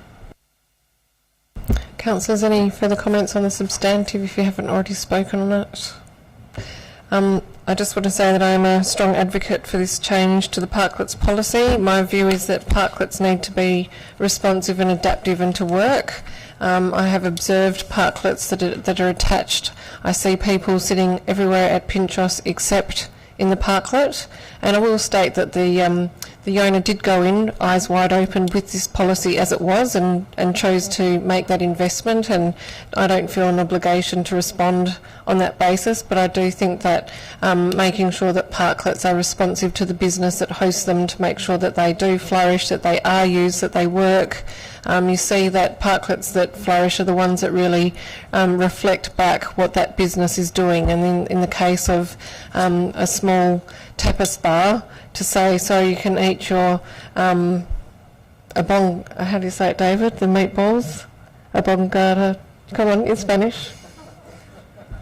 It's not going to help me out here. Okay, so when you're having your patatas bravas, thank you, CEO, surely that glass of wine is a normal thing to have. And I just think that we do need to make sure that our parklets work, and I think that all of the power resides with the City of Vincent to give approval for a licence, to rescind that licence. It is City of Vincent land. If there are issues and it's not working, the city is not in a position where it can't take action. So I think that it is low risk, and I think that we are dealing with a small number of parklets, and we are trying to make them be workable and reflect what the community wants to see in our town centres. So I support the motion. Any further comments? Okay, I'll put the motion. All those in favour? Declare it carried unanimously. Could invite Councillor Murphy back into the room.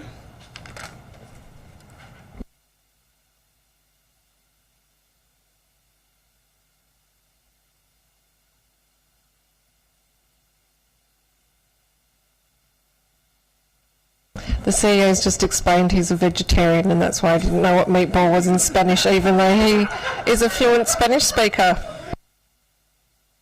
I believe it is albóndigas. Councillor Castle, thank you.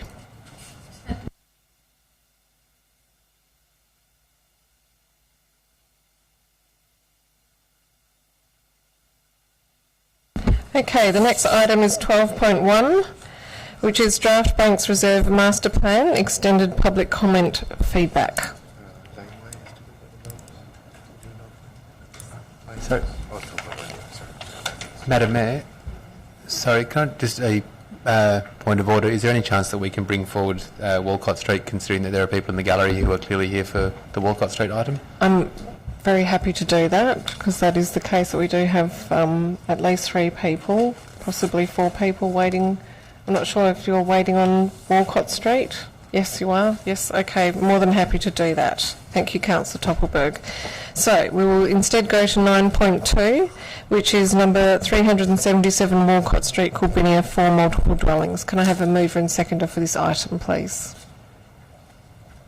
Moved Councillor Toppelberg, seconded Councillor Gontaszewski. It's like the great wait for movers and seconders this evening. A question through you to the Director of Development Services. I did write it down, on page 62, I think, of our papers, which is the... hang on, I'll get to it. Page 62, which is drawing number A12. Just looking at the car parking, during the indication was that 66% of the car parking is located underground. I assume that refers to the natural ground level. I can see it when you see the elevation that is from the northwest side. But can you just clarify for me how that is calculated? I know that it's not something specifically mentioned in the report, but just how, I'm curious as to how 66% of that is located underground. Yes, through you, Mayor Cole. If you go to page 64, so 2 plans further on, you'll see a cross-section which illustrates at that point of the cross-section the amount of the basement that's below natural ground level. So it is based on natural ground level, which tapers up from the right-of-way. That wasn't how it was calculated. It was calculated using a volume assessment of the natural ground level compared to the level of the basements. So, but this is a good indication of the amount of the basement that's below ground level. So just for my clarity, because if I look at the northwest elevation, that ground level is apparent. So if we're looking on page 63, then are we saying that red line represents the natural ground level as well? Is that correct? Yes, through your Mayor Cole, that's correct. And so if you joined the cross sections effectively in page 64 and 63, that effectively that sum volume would be approximately 66%, is that correct? Yes, through your Mayor Cole, that's correct. Thank you. So I've got a couple of comments. I think that the presentation to the street front is in line with my expectations for the zoning and the development type. I accept that whilst it's the proposed roof store is perhaps an odd inclusion, that it actually provides some benefit and is almost immaterial in terms of its visibility from anywhere other than a great distance. I think the proposed visitor car parking is odd in terms of how it will actually function, and I understand the comments from last week about that needing to be tied to units 2 and 3, because otherwise you would have issues potentially of tandem parking for people who were perhaps not visiting. If you're a visitor to Unit 1 and you park behind Unit 2 and Unit 2 wants to get out, that poses an issue. So I do think the management of that is strange, and I'm surprised the R-codes are silent on it. We did receive quite valuable information in the briefing notes in relation to the overshadowing diagrams, and I think that was that showing a compliant development with Design WA or compliant with the maximum allowable under our existing policy would actually result in a worse outcome than what is proposed. For me, my concerns with the proposal lie in the impact, in particular, of the southeast elevation. Whilst the officers have said that it is sufficiently articulated and the variation in materials provides enough mitigation for the bulk and scale, I do have concerns with it. I'll happily listen to the debate, but I do believe that is something that can and probably should be resolved in order for me to be able to support the development. Yes, I believe it was you, Councillor Gontaszewski. Thank you, Mayor. Look, for me, the issues with this relate to the design of the car and visitor parking. I have concerns about the unsecure open style format and the impact of that on the right-of-way and the neighbours in terms of light spill noise, etc., and just the visual amenity. And also the landscaping within that area. I don't believe that they would be functional for people living in the apartments. I have concerns about additional bulk created by common stores that I'm unsure how they would be managed, so I'm not really supportive of that. And yes, general presentation I think again could be resolved or improved with some redesigning, so I will see what the thoughts would be about another deferral, but I'll listen to the debate. Councillors? I'm not a massive fan of the deferral, but I think that with this development it's almost there. I agree with Councillor Toppelberg. I think presentation to the street is good use of material. I think it's great that it's a disability access home meeting some new requirements which we need to see more of in Perth and in the City of Vincent. I think that when you look at the overshadowing diagrams which were presented to Council, it's clear that it's compliant and that height is not something that the Council, that is compliant, it's deemed to comply. That's fine, I don't have any issue with that. I've even gotten used to the storage / lift box on the top of the roof, because I take the point that visually from street level it's just not an issue, and I think that the sort of treatment of the roof, it's, they've treated it as well as they can considering the function that it serves, and I understand the need for that function and having the lift. I still have slight concerns over the lack of articulation on the southeast, and I'm concerned about the car parking resolution and what the screening could or would look like. I think it would be actually great if the applicant could come back with a screening solution rather than us conditioning a screening solution without knowing what that will be. And I still have concerns over the tandem bays, the workability and the tying of visitor bays to specific tenancies, so that not all of the units will have access to a visitor bay. But I feel like it's really close, and I think they're just these tweaks that could be made that would just result in better outcomes for the people who live in the apartments, as well as addressing some of the concerns that have been raised by the neighbours. So it is a bit of a tricky situation because there is no refusal on the table. But I do think that a few further tweaks could make this just a better outcome, and I'm hoping that the applicant might see their way forward to just address some of those more minor concerns. Councillor Fotakis. Like you, Mayor Cole, there's a number of... I got used to that top storage area, and I think the 3D fly-through did assist with that. But the other thing that I also look at, we look at the... I suppose what it's going to look like at ground level, but we also, pay attention to buildings as we're driving up the street, and it's that long-range view as well that I take into account. But like you, I think it's almost there. I would like to actually see some attention on that request to look at that landscaping strip at the back, the alternate tree species which are covered.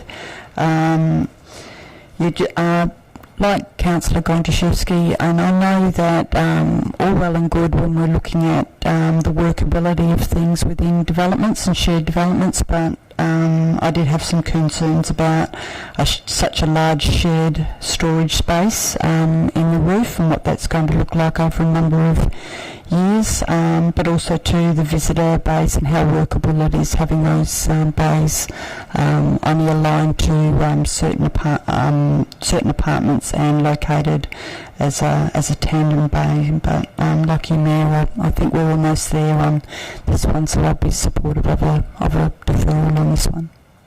Through you, Mayor. I move a deferral motion. We have a deferral motion, seconded Councillor Gontaszewski. All those in favour? That is moved unanimously.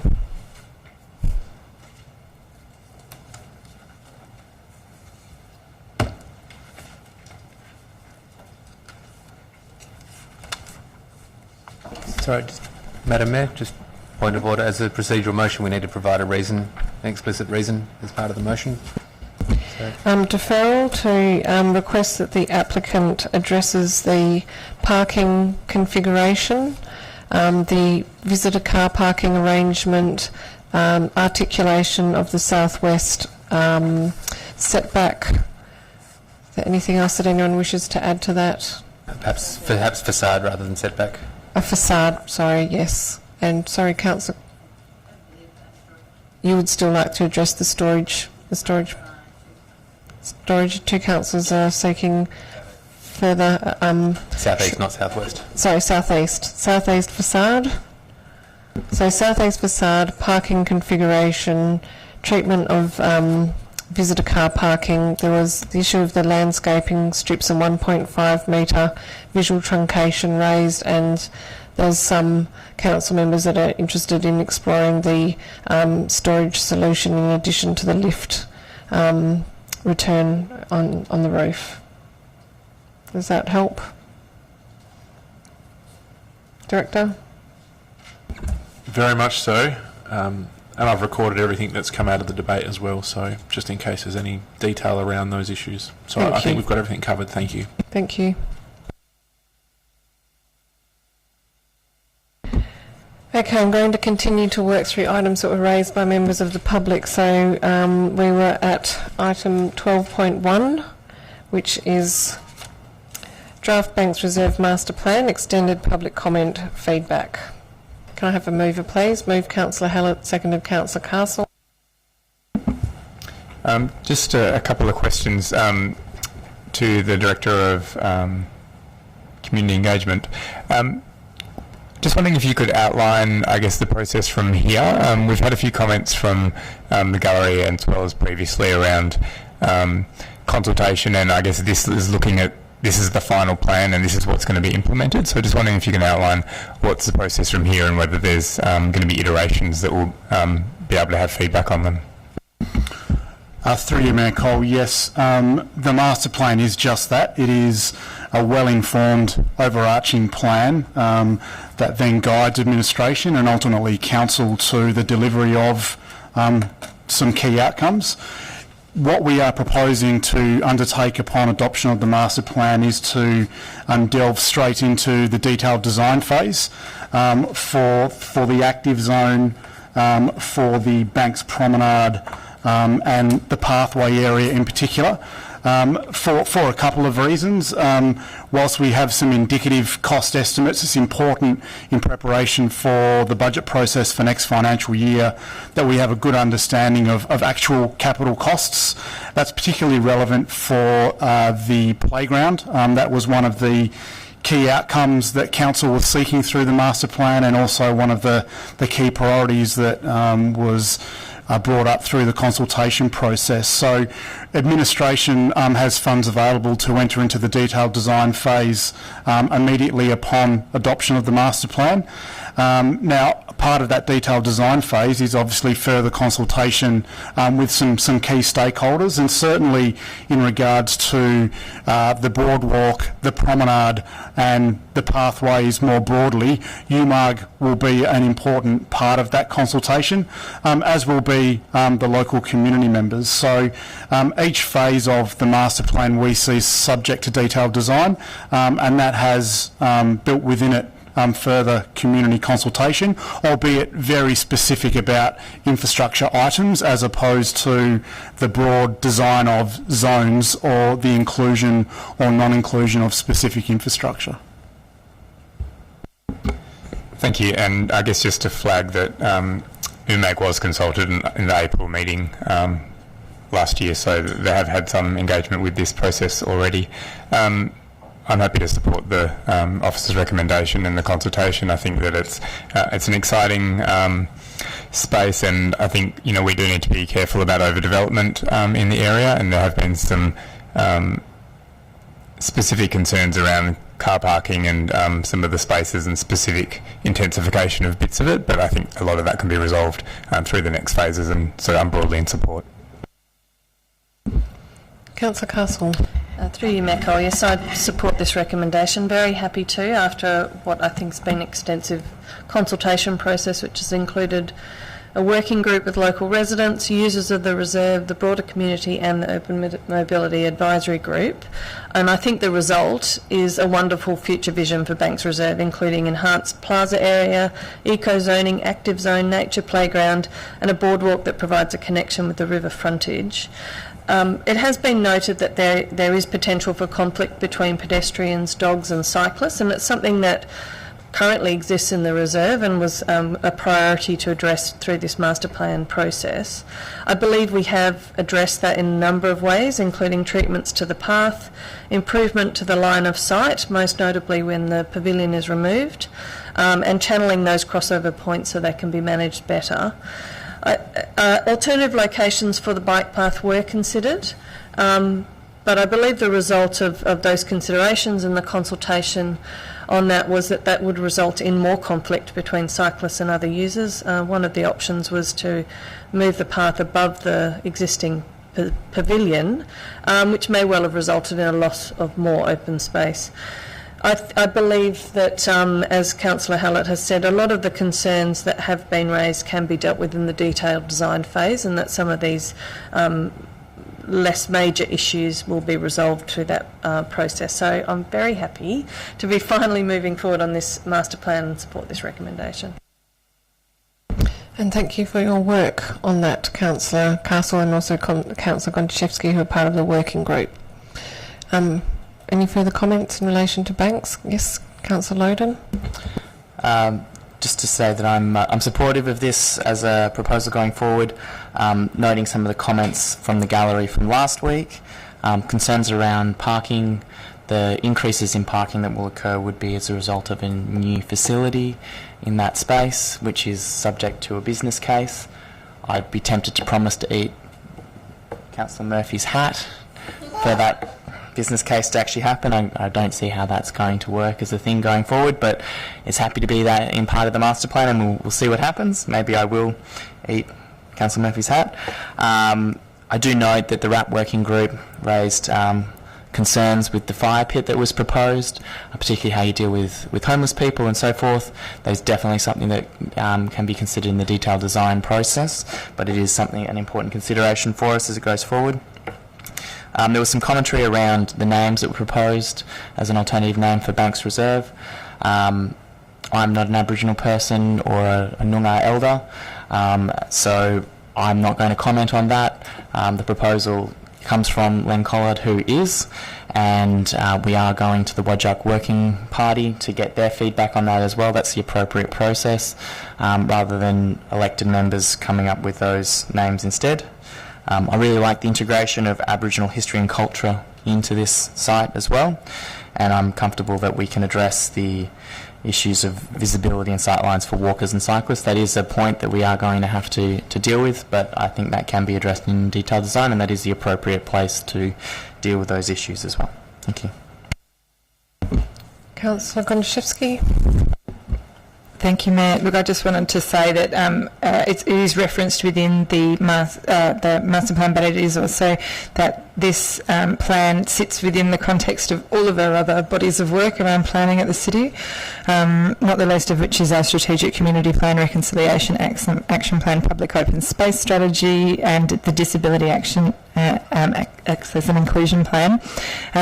The city is committed to ensuring that our parks and facilities are accessible to all members of the community, and from an access and inclusion point of view, this master plan is a significant improvement. The plan has considered access to the overall site and also the elements of the design within, and the components of the design will deliver improved access from Joel Terrace to the foreshore and to the play areas over and above what exists currently. The master plan also proposes to increase areas of revegetation and the use of eco-zoning as an opportunity to increase native plantings and biodiversity at the park, the works of which to date have been so valuable. And the Public Open Space Strategy Open Space Audit finds that identifies that the level of amenity should be consistent with the functionality of use, and I believe that the amenities proposed for this neighbourhood park are in alignment with the standards set out in our Public Open Space Strategy, and I look forward to this vision being realised in absolute further consultation with the community. Beautiful. Are there any further comments? Councillor Toppelberg. Thank you. Firstly, a question. In the event that this is approved as recommended, what happens? Can the Director please explain what happens to the existing pavilion? Through you, Mayor Cole, in the immediate term, nothing. We have an existing user in there, and that use will continue. Part of the immediate next steps after adoption of the master plan is detailed design of that plaza area. Proceeding with that plaza area is contingent on the pavilion not being there. So part and parcel of that detailed design process is looking at the future use of that building and the potential rationalisation of that asset. Until such time as that detailed design process has been concluded and council makes a decision on moving forward with the plaza, the community pavilion will continue to remain in situ and be made available for use. Okay, and just to confirm that whilst the detailed design work will inevitably involve the removal of the pavilion, that opportunities to retain part of it or upgrade would still be able to be considered as part of that process without... Does the decision, I guess the question I'm asking is, does the decision bind council to a vision that that pavilion no longer exists, regardless of whether the business case is made for an alternative facility appearing in its place or appearing at Banks Reserve? Through you, Mayor Cole, certainly the master plan identifies the preferred position of rationalising that asset and constructing a new plaza with new community amenities. At this point in time, that would be administration's first priority.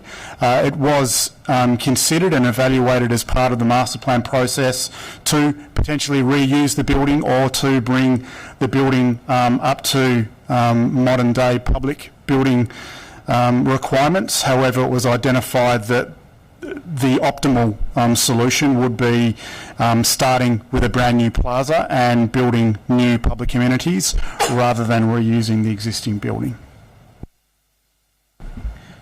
Thank you. And my other question relates to, where are we? Page 54, the master plan, the design report, which is, I suppose, the detailed look at the new facility opportunity, and part C, which is the extension of the car park.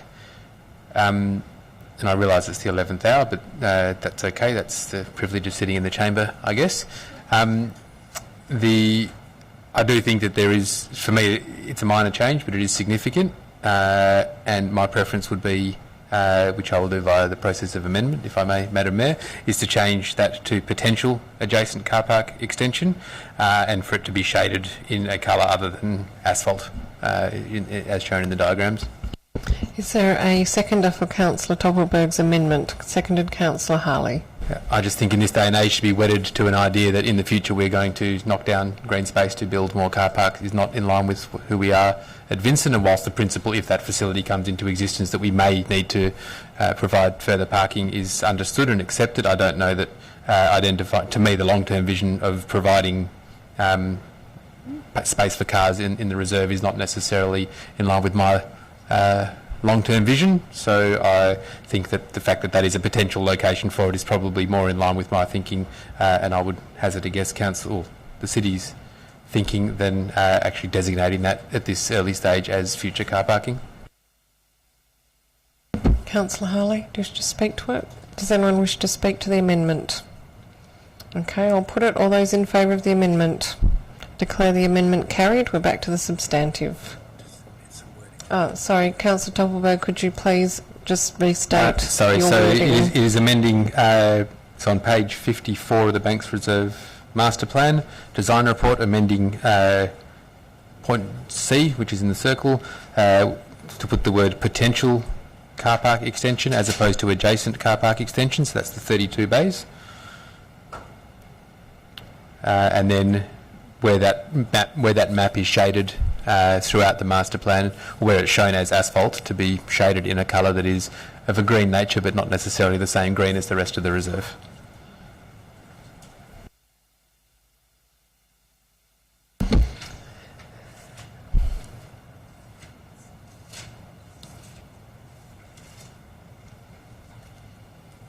Are you happy for us to continue? Yes. Okay. We're back to the substantive now. Are there any further comments on the Banks Reserve Master Plan?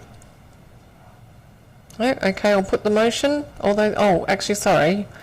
Just a point of clarification. Yes. Councillor Fotakis has pointed out that probably should seek to amend the recommendation as well to make it subject to the amendment that wherever adjacent car park extension is referred to, that it be changed to potential car park Or do you extension. just want to say subject to the amendment on page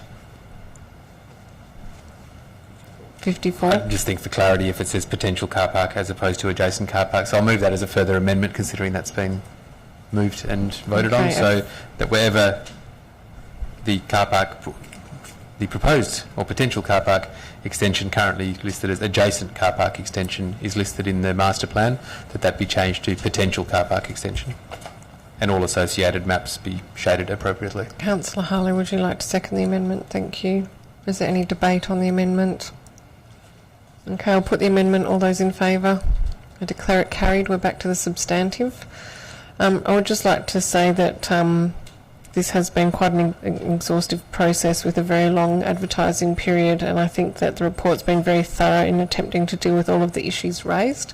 And I'd also like to say that I'm really keen to see the design guidelines for me are an integral part of this, in that they really set the tone for what is a very natural and local aesthetic for this park, and being true to that, one of the first principles being to preserve the natural beauty of Banks Reserve. So I see the design guidelines as being quite critical to that, and very pleased to see that as part of the master plan. Any further comments? Okay, I'll put the motion. All those in favour? I declare it carried unanimously. The next item that we're going to go to is 9.11, amendment to policy number 2.2.8, laneways and rights of ways. Can I have a mover and seconder, please? Moved Councillor Gontaszewski, seconded Councillor Toppelberg.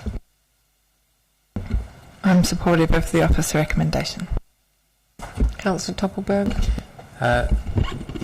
Thank you. So when, with our recent naming of the rights of way in and around the Beaufort Street area, when the matter came to council at the last meeting, I did ask the question whether everyone who was going to have the laneway named near their street had been informed of that name, and the information I was given at the time was yes, but that was, from my understanding, was everyone was informed there was an opportunity to name, everyone was informed there was a pool of names, and then only people who had made submissions were informed it was actually coming to council, and that by decision of council that the subject to the approval of was it Landgate? Landgate. That those names would actually come into effect. So there is still the potential that people will walk out one day and find that their street has been named without their knowledge. I had an issue with that at the time and voted against it. I think that there is fair reason for. I do think this is not just administrative; it does remove council from the process. I do agree with the. I don't know whether that's a good or a bad thing, but I do think that for me personally, we still haven't got it right. I don't necessarily see a need for this to go out to consultation. I think that the people who have keen interest in it have made their comments and views known. But I do.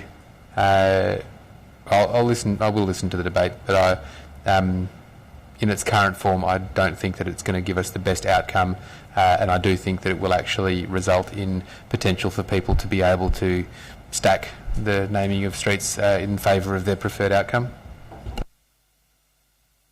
Councillors, any further comments? Councillor Gontaszewski moved it and said she was happy with the officer recommendation, and Councillor Toppelberg was seconding. Any further comments on the policy?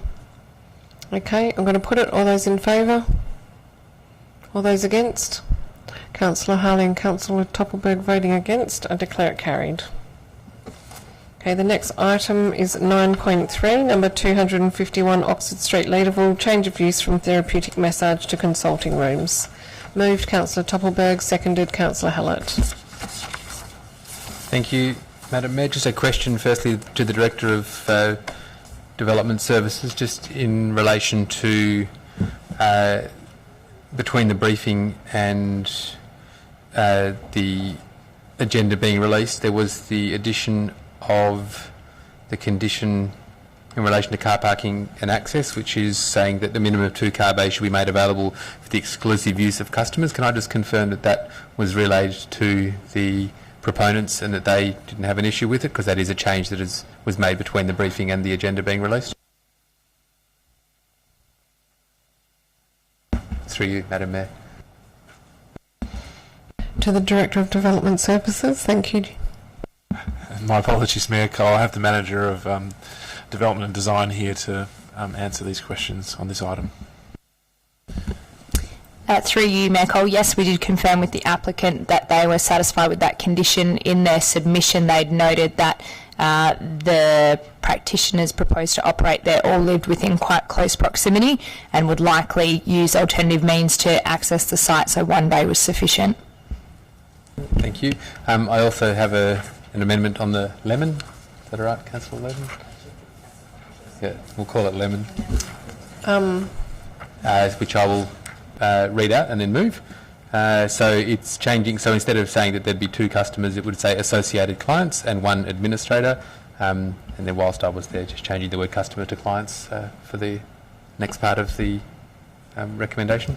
Is there a seconder for the amendment? Seconded, Councillor Harley. Thank you. Just in the applicant's submission, they indicated that they sometimes see families, and the restriction of 1 or 2 customers and 2 consultants would restrict that, technically speaking, and also noting that on the plans they do show a desk for administration, assuming there may be an administrator on site.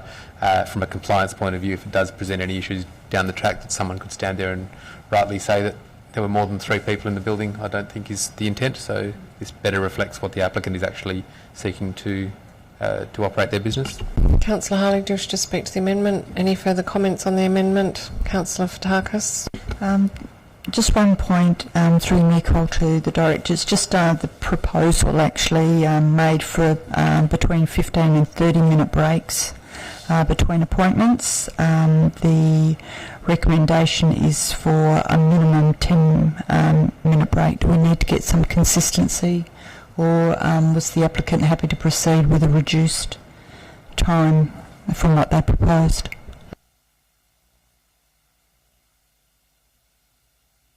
Through you, Mayor Cole, we noted that the submission suggested 15 to 30-minute breaks between the customers, but thought that 10 minutes was a reasonable time to condition it, just in case there were subsequent operators from the site, that it wouldn't be too limiting. Councillors, any further comments? Councillor Gontaszewski. So just in relation to the change of wording from 2 customers to associated clients, would this then potentially mean that if one of the consultants wanted to run a class, or would they be able to say that they were consulting if they were if their associated clients for a particular session was 30 people in their consulting room? I don't know if there's any particular restriction in relation to any definition in relation to consulting as a terminology that may provide some indication there, if anyone is able to provide some advice.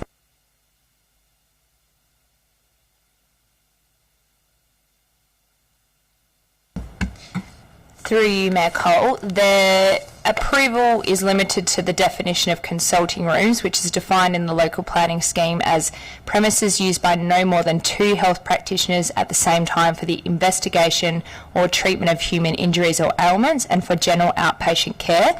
If based on what you described as classes or anything like that, would fall under a different land use. Thank you. Okay, we're on the amendment. Are there any further comments? I'm going to put the amendment. All those in favour? I declare the amendment carried unanimously. We're back to the substantive. Is there any further debate on the item? Okay, I'll put it. All those in favour? Declare the item carried unanimously.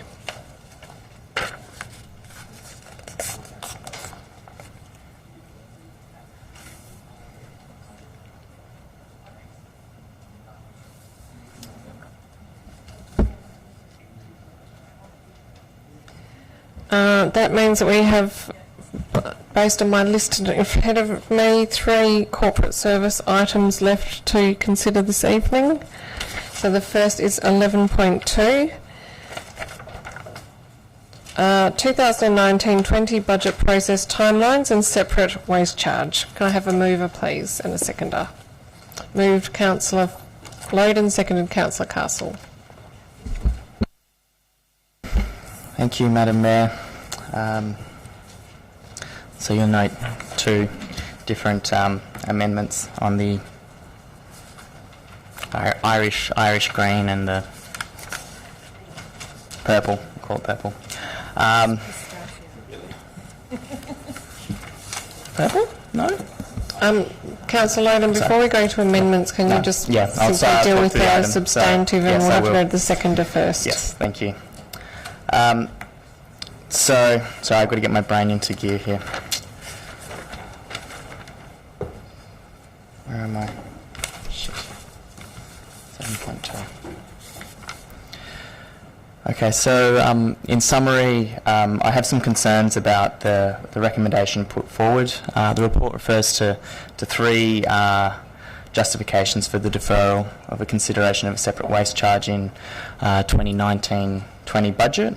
The first being around the ability of the systems for the city to make this change. I can well appreciate that challenge, and we've had some changeover in the team in recent times. But this has been a conversation that the city has been having for a number of years, as long as I've been on council, and to my understanding, longer than that. We did nearly resolve to have a waste charge back in June 2016. It came to a vote which went 3-5 from recollection, and I note that we do have the ability to introduce a separate waste charge under that current system. It's just that there is a risk that we may delay the timing of issuing our rates. I don't see that as a showstopper in this case. We do have substantial reserves in place. To be honest, last year was the first year that we actually were ready to rate on the 30th of June. Previous to that time, there had always been 1 or 2 months delay anyway, so I'm comfortable that we can still deliver it on that case. The second justification was provided around the introduction of a FOGO system and needing to get clarity around the costs associated with FOGO. We do have some numbers already provided in the report, which is opportunistic timing. I guess my initial concern is that if we are going to wait for FOGO, then we do need to wait until that business case is fully developed, which would not be until 21-22 budget, so it wouldn't be appropriate to defer in this year, but actually to defer it out to those years. And the third item identified is around support for pensioners. That's not an issue that's going to go away unless the state government removes the 50% rebate, which would be a very brave state government. So if we are of the view that that is an insurmountable issue, then we shouldn't be deferring it for a year. We should be deferring it indefinitely, because that issue will still be there. So for me, I think we should proceed with a separate waste charge. I believe we can address the issues identified there in the report, and there are good reasons to introduce a waste charge, including providing that clear transparency to our residents. By having that clear visual cue when you open your rates, it makes people pay more attention to how they're managing their waste. In addition, that will then enable better penetration with the educational activities that we're proposing to roll out, because people will see that and it'll be more front of mind. And we are aiming to get to zero waste, so we need to use a lot of the triggers that we can use to drive this. I recognise that it's subjective as whether or not a separate waste charge will deliver that, and the feedback we've had from administration is we don't really know. My view is that it is yes, it is going to help drive that result of zero waste, but I recognise that other councillors might have different views. Councillor Castle. Through you, Mayor Cole. Look, I support the recommendation in principle. There possibly could be some slightly better wording of clause 2 just to make that intent clear, but I am supportive of deferring the consideration of a separate waste charge. I have to say from the outset that I am very supportive of the measures that we're currently taking and considering to reduce our waste. However, I'm not convinced that a separate waste charge will deliver further benefit, particularly given the extra cost to pensioners. While there may be some positives in making the cost of waste more transparent, I believe this could be achieved through an extensive education and marketing campaign to highlight the household cost of our waste service. My biggest concern, as I've raised before, is the negative impact that this will have on pensioners, who are already a vulnerable group in our community. By separating out the waste charges, we know the pensioners lose that 50% rate that applies to that portion of their bill, which is, as we've seen in the report, results in 88% of them paying an average of $170 more per year, which is not insignificant to a pensioner's budget. If we could point to a demonstrable benefit or a proven reduction in waste from a separate charge, then maybe we could justify it in my mind. But at this point, I can't support imposing this on pensioners without being convinced of that benefit. There possibly is some value in exploring opportunities to subsidise that impact on pensioners, but that also impacts on the bottom line of the waste charge, and obviously outweighs in some ways the benefit of introducing that waste charge, because we're actually increasing the cost of our waste. So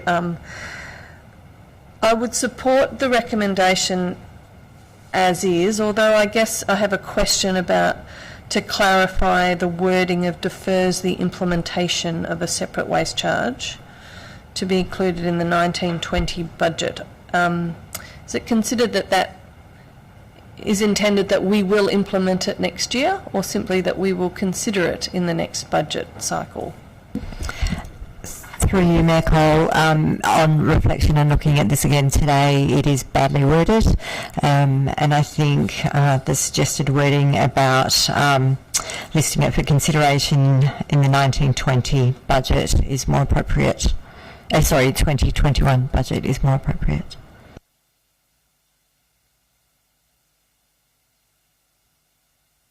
With Councillor Loden's permission, I'll move the amendment on the neon green, maybe, the Irish green.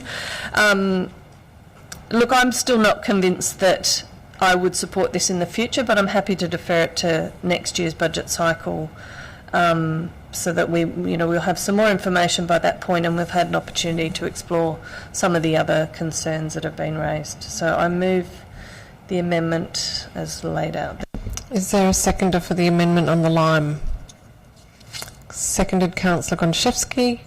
Councillor Gonchevsky, do you wish to speak to it? Councillor Loden. So I've just noticed a slight inconsistency between my notes and the amendment. I believe we won't know the full costs of FOGO until October 2020. So am I correct in thinking that we would then not be considering it until the 21-22 budget? Through you, Mayor Cole, we wouldn't have the full costs, and therefore it wouldn't be as easy to estimate. We may have a better indication of what the costs are. I don't think it would be harmful to consider it again as part of next year's budget process, given the amount of work that we've put into assessing what the current charge would likely be, and we could do the same process again next year. Councillors? Okay, I'll put the amendment. All those in favour? Declare it carried unanimously. We're back to the substantive. Does anyone wish to speak? Councillor Gonchevsky. I'm supportive of the recommendation as it's now worded. I think, again, I'm happy to consider the implementation of a separate waste charge, but I think my thinking on this has changed over time. Originally I sort of believed it was a necessary mechanism to unlock or streamline the ability of council to undertake significant projects in relation to waste management, and based on this meeting tonight, we are certainly heading down a path of being able to do that without necessarily requiring this as a vehicle or a supporting mechanism. So, but should I be around, happy to discuss it next year. Councillor Murphy. Yeah, I kind of agree with what's been said. 3 years ago I was pretty keen to see a separate waste charge because it could unlock ways of incentivising or penalising people with their waste in larger bins or additional bins or whatnot. Since FOGO's come around, I'm a little bit unsure as to how this would benefit or how this would pan out moving forward. Certainly the pensioner discount is a concern, and it would be nice to see if there were some sort of workarounds, how we could get around that, if it's through advocacy or whatnot. But at this point, I support as is. Councillors, Councillor Loden, yes. Does anyone, Councillor Loden will close debate. Do any councillors wish to speak? I will speak to it. I guess for me, I'm very outcome driven, and I would like to know that if we're going to be doing something, that it would, that if it's going to have an impact on pensioners, or that if we're going to provide funding to support pensioners, then, and we're paying something in the order of $100,000 or $200,000 to provide that back to pensioners, that there's going to have to be an outcome for me on separating out a waste charge. What is its purpose? What does it do? And that's the critical issue for me. I'm not expressing myself very well at this time of night. But yes, it absolutely comes down to purpose. And when I consider the separate waste charge, at this moment in our time when we're about to embark on a 3-bin system, we're looking at quite drastic changes in our the way we manage waste. We're looking at bulk waste, etc. We've got a new waste strategy. We're not sure what state government contribution will be to us on the 3-bin system. We're not sure what's going to happen with MRC and our current recovery resource RRF, I'm just going to call it, facility at MRC. We're not sure whether that can be converted to FOGO and what the costs will be. There's so many unknowns, but I keep coming back to the fact that administration's advice to us is that we'd be setting a minimum waste charge, and once that minimum waste charge is in effect, it's not something that we can then say to people who are self-managing their waste. If you have this separate waste charge, you can you can demonstrate how you're self-managing your waste, and we can give you an incentive. We can reduce it, because what the administration is saying to us is that this would be a minimum charge that all users, all residents, all ratepayers within the City of Vincent, in this case we're talking about residents, would have to pay to meet the cost of dealing with waste in the City of Vincent. So I know there are people in the community that would love for us to bring in a separate waste charge and then come to us and say, I'm composting, or I have a small bin, or I'm completely self-managing and I would like to opt out of my waste charge. And what administration is saying is that that's not, this can't form that function, it can't provide that function. So we're also on the precipice of these very significant changes. We have this issue of the impact on pensioners, where it is a big deal for pensioners to have to pay $170 more in rates. And I just worry that this perception of opting out, that if we set a waste charge you can opt out, that's something that would take a lot of explaining, I think, to people who are very interested in waste and great advocates for waste reduction in our community. I also have some issue around that sort of, this kind of user pays approach around waste. I think for me it's more about what the outcomes are, how we achieve zero waste to landfill, where we go with the 3-bin system. Those things for me are very outcome driven, and that is about diverting waste from landfill, which is effectively what the main game is here. And I just don't see that the separating out of a waste charge really contributes to that in a really sort of proactive or purposeful way. So for me, I just think that pushing on with FOGO and dealing with our waste strategy, these are things that are much more outcome focused, and I just don't see the benefit to ratepayers, and I do see the impact on pensioners. Do any councillors wish to speak before Councillor Loden uses his right of reply? Councillor Vatakis. I just want to add with that, I think the consideration when you're looking at, and we've discussed the whole waste strategy and its relationship with people's beliefs and their attitudes and their behaviour with regards to waste, is an additional fee going to be the major mechanism to getting that behaviour change, and I think on its own, no, and I think it does lend itself. We can't categorically say that there is a very clear pathway to imposing another charge or a separate charge on the community.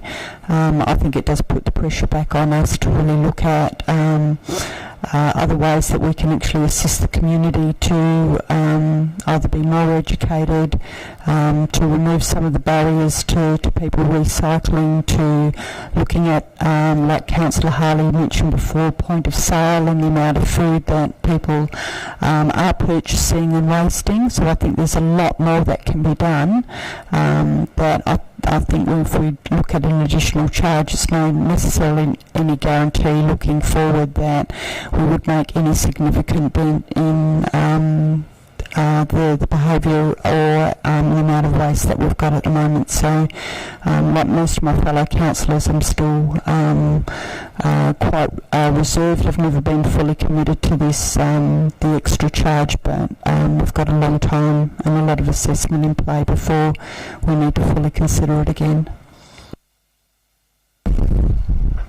Councillor Loden, you've got the floor. Thank you, Mayor. Just to clarify, it's a separate charge, not an extra charge. The cost for us to do this, in my mind, is the 100,000 odd a year to do a 50% rebate on the waste charge for pensioners. If we don't have appetite to spend that money and we have concerns about pensioners, then the resolution should probably be that council no longer considers a waste charge rather than deferring it by a year, but that's semantics, I guess. One further point I did want to make, and it's mainly because I did the numbers anyway, 1.7 million is the base case for the cost for the 10-year rollout of the FOGO system, which if you borrowed the money for that and had to pay it back over 10 years, that's $202,000 a year, which in a $6.5 million OPEX budget is a one-off 3.1% increase in the waste surcharge if it was introduced, and that's in our worst case scenario identified. Alternatively, you could do incremental increases over the 10-year period of $38,000, which would be a 0.6% increase each year for 10 years. So in my mind, FOGO, even though it is a significant cost, is not going to represent a significant change to what a waste charge would be charged at. So I am still strongly of the view that we can implement a waste charge. I get a strong sense I am not going to do very well with this, but anyway, thank you for putting up with me. Always happy to hear you out, Councillor Loden. So we have a substantive motion before us, which I'm going to put. All those in favour? All those against? Councillor Loden voting against.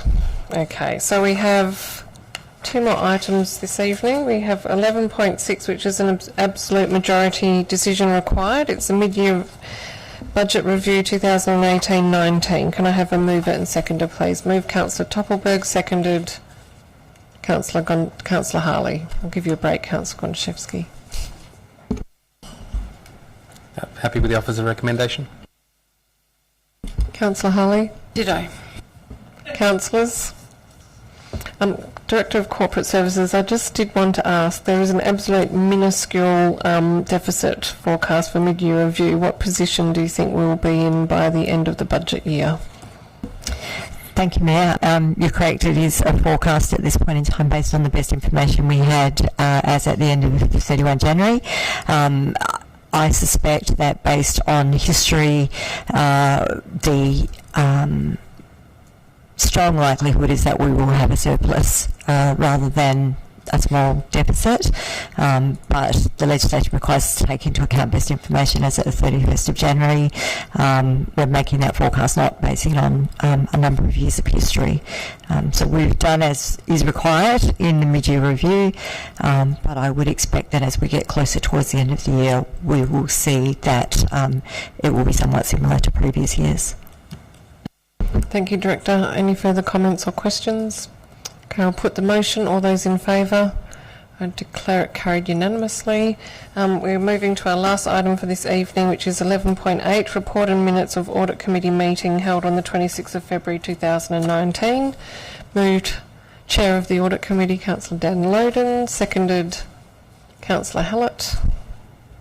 Councillor Loden. Thank you, Chair, and thank you to Councillor Topperberg for encouraging me to renominate as Chair. So I get this grand honour. You'll find the minutes of the recent Audit Committee meeting from last Tuesday attached. I recommend them to Council for endorsement. I do want to flag two specific things in there. Firstly, the review of asbestos within the city and the fact that there was a non-compliance there, which is not good. That we were provided an update in the Audit Committee on that, but I will just ask a quick question through the Director if you could give us an update on the status of the audit, the asbestos register. Yep, through you, Mayor Cole. That's correct. We had an asbestos register which LGS reviewed and declared it was non-compliant. It didn't contain all the information it should, so we've employed LGIS to do that work. That's work is already well underway. I understand they've inspected almost all our premises bar 2 or 3, and that's access issues due to tenancy. So that'll get wrapped up in the next week or two, and we'll have a register certainly by the end of the month. Thank you. I do also note that there was an amendment at the Audit Committee to request financial advice. Financial advice, was that right? Legal advice. Sorry, I've been spending a lot of time with numbers recently. About how we manage asbestos within the city, but also more broadly within the community, and how we could effectively look at bringing in strategies to address asbestos in our community. Particularly, we had a lengthy discussion around fencing, where our roles and responsibilities lie. Anecdotally, there is significant amounts of asbestos in our community that is effectively sitting there. Nobody's monitoring it, nobody's auditing it, and so we need to figure out how we can appropriately address that issue. So that will come back to the April Audit Committee for report. The second item that I wanted to point out was the lost records issue, which I'll refer to the Director of Corporate Services just for comment on the status of that as well. Through you, Mayor Cole. This issue came to light approximately 4 weeks ago. There has been a process within the city of deleting records when officers leave the city, somewhat on reliance on managers certifying that records are saved into Content Manager, but on investigation those certifications weren't actually being done. So while we were somewhat compliant with our record keeping policy, in practice we're not complying with State Records Act requirements. We were fortunate that in the last couple of years one of our employees has taken it upon himself to try to store some of our records despite being asked to delete them, and we're still investigating where they're at the moment.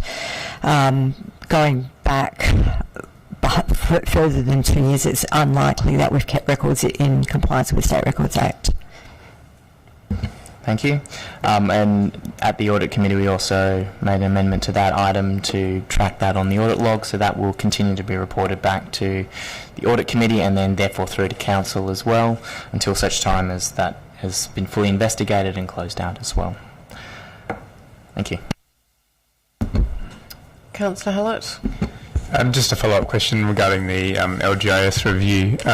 Just wondering what prompted the review and how long have we been non-compliant with the offshore legislation? Through you, Mayor Cole. So we've had an asbestos register for a number of years. So our buildings were inspected historically. Register was kept of buildings containing asbestos, and we've been undertaking asbestos removal and control just as part of our normal duties. So, and you'll find that we took some proactive action and removed asbestos in the past, and in other cases we've known a building contains asbestos, and so when we do an upgrade of the building we remove the asbestos as a matter of course. So we did have those procedures in place. The review was prompted by some questions about asbestos in the general environment.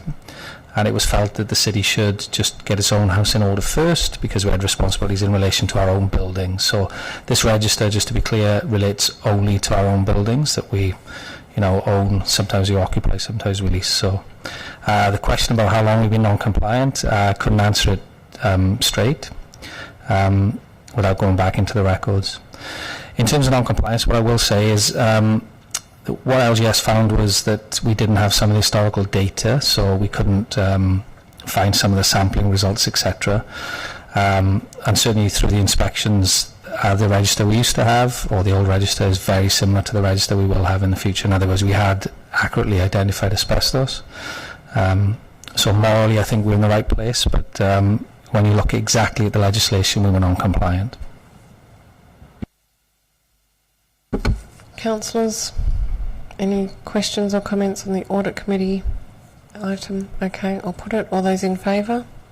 Declare it carried unanimously.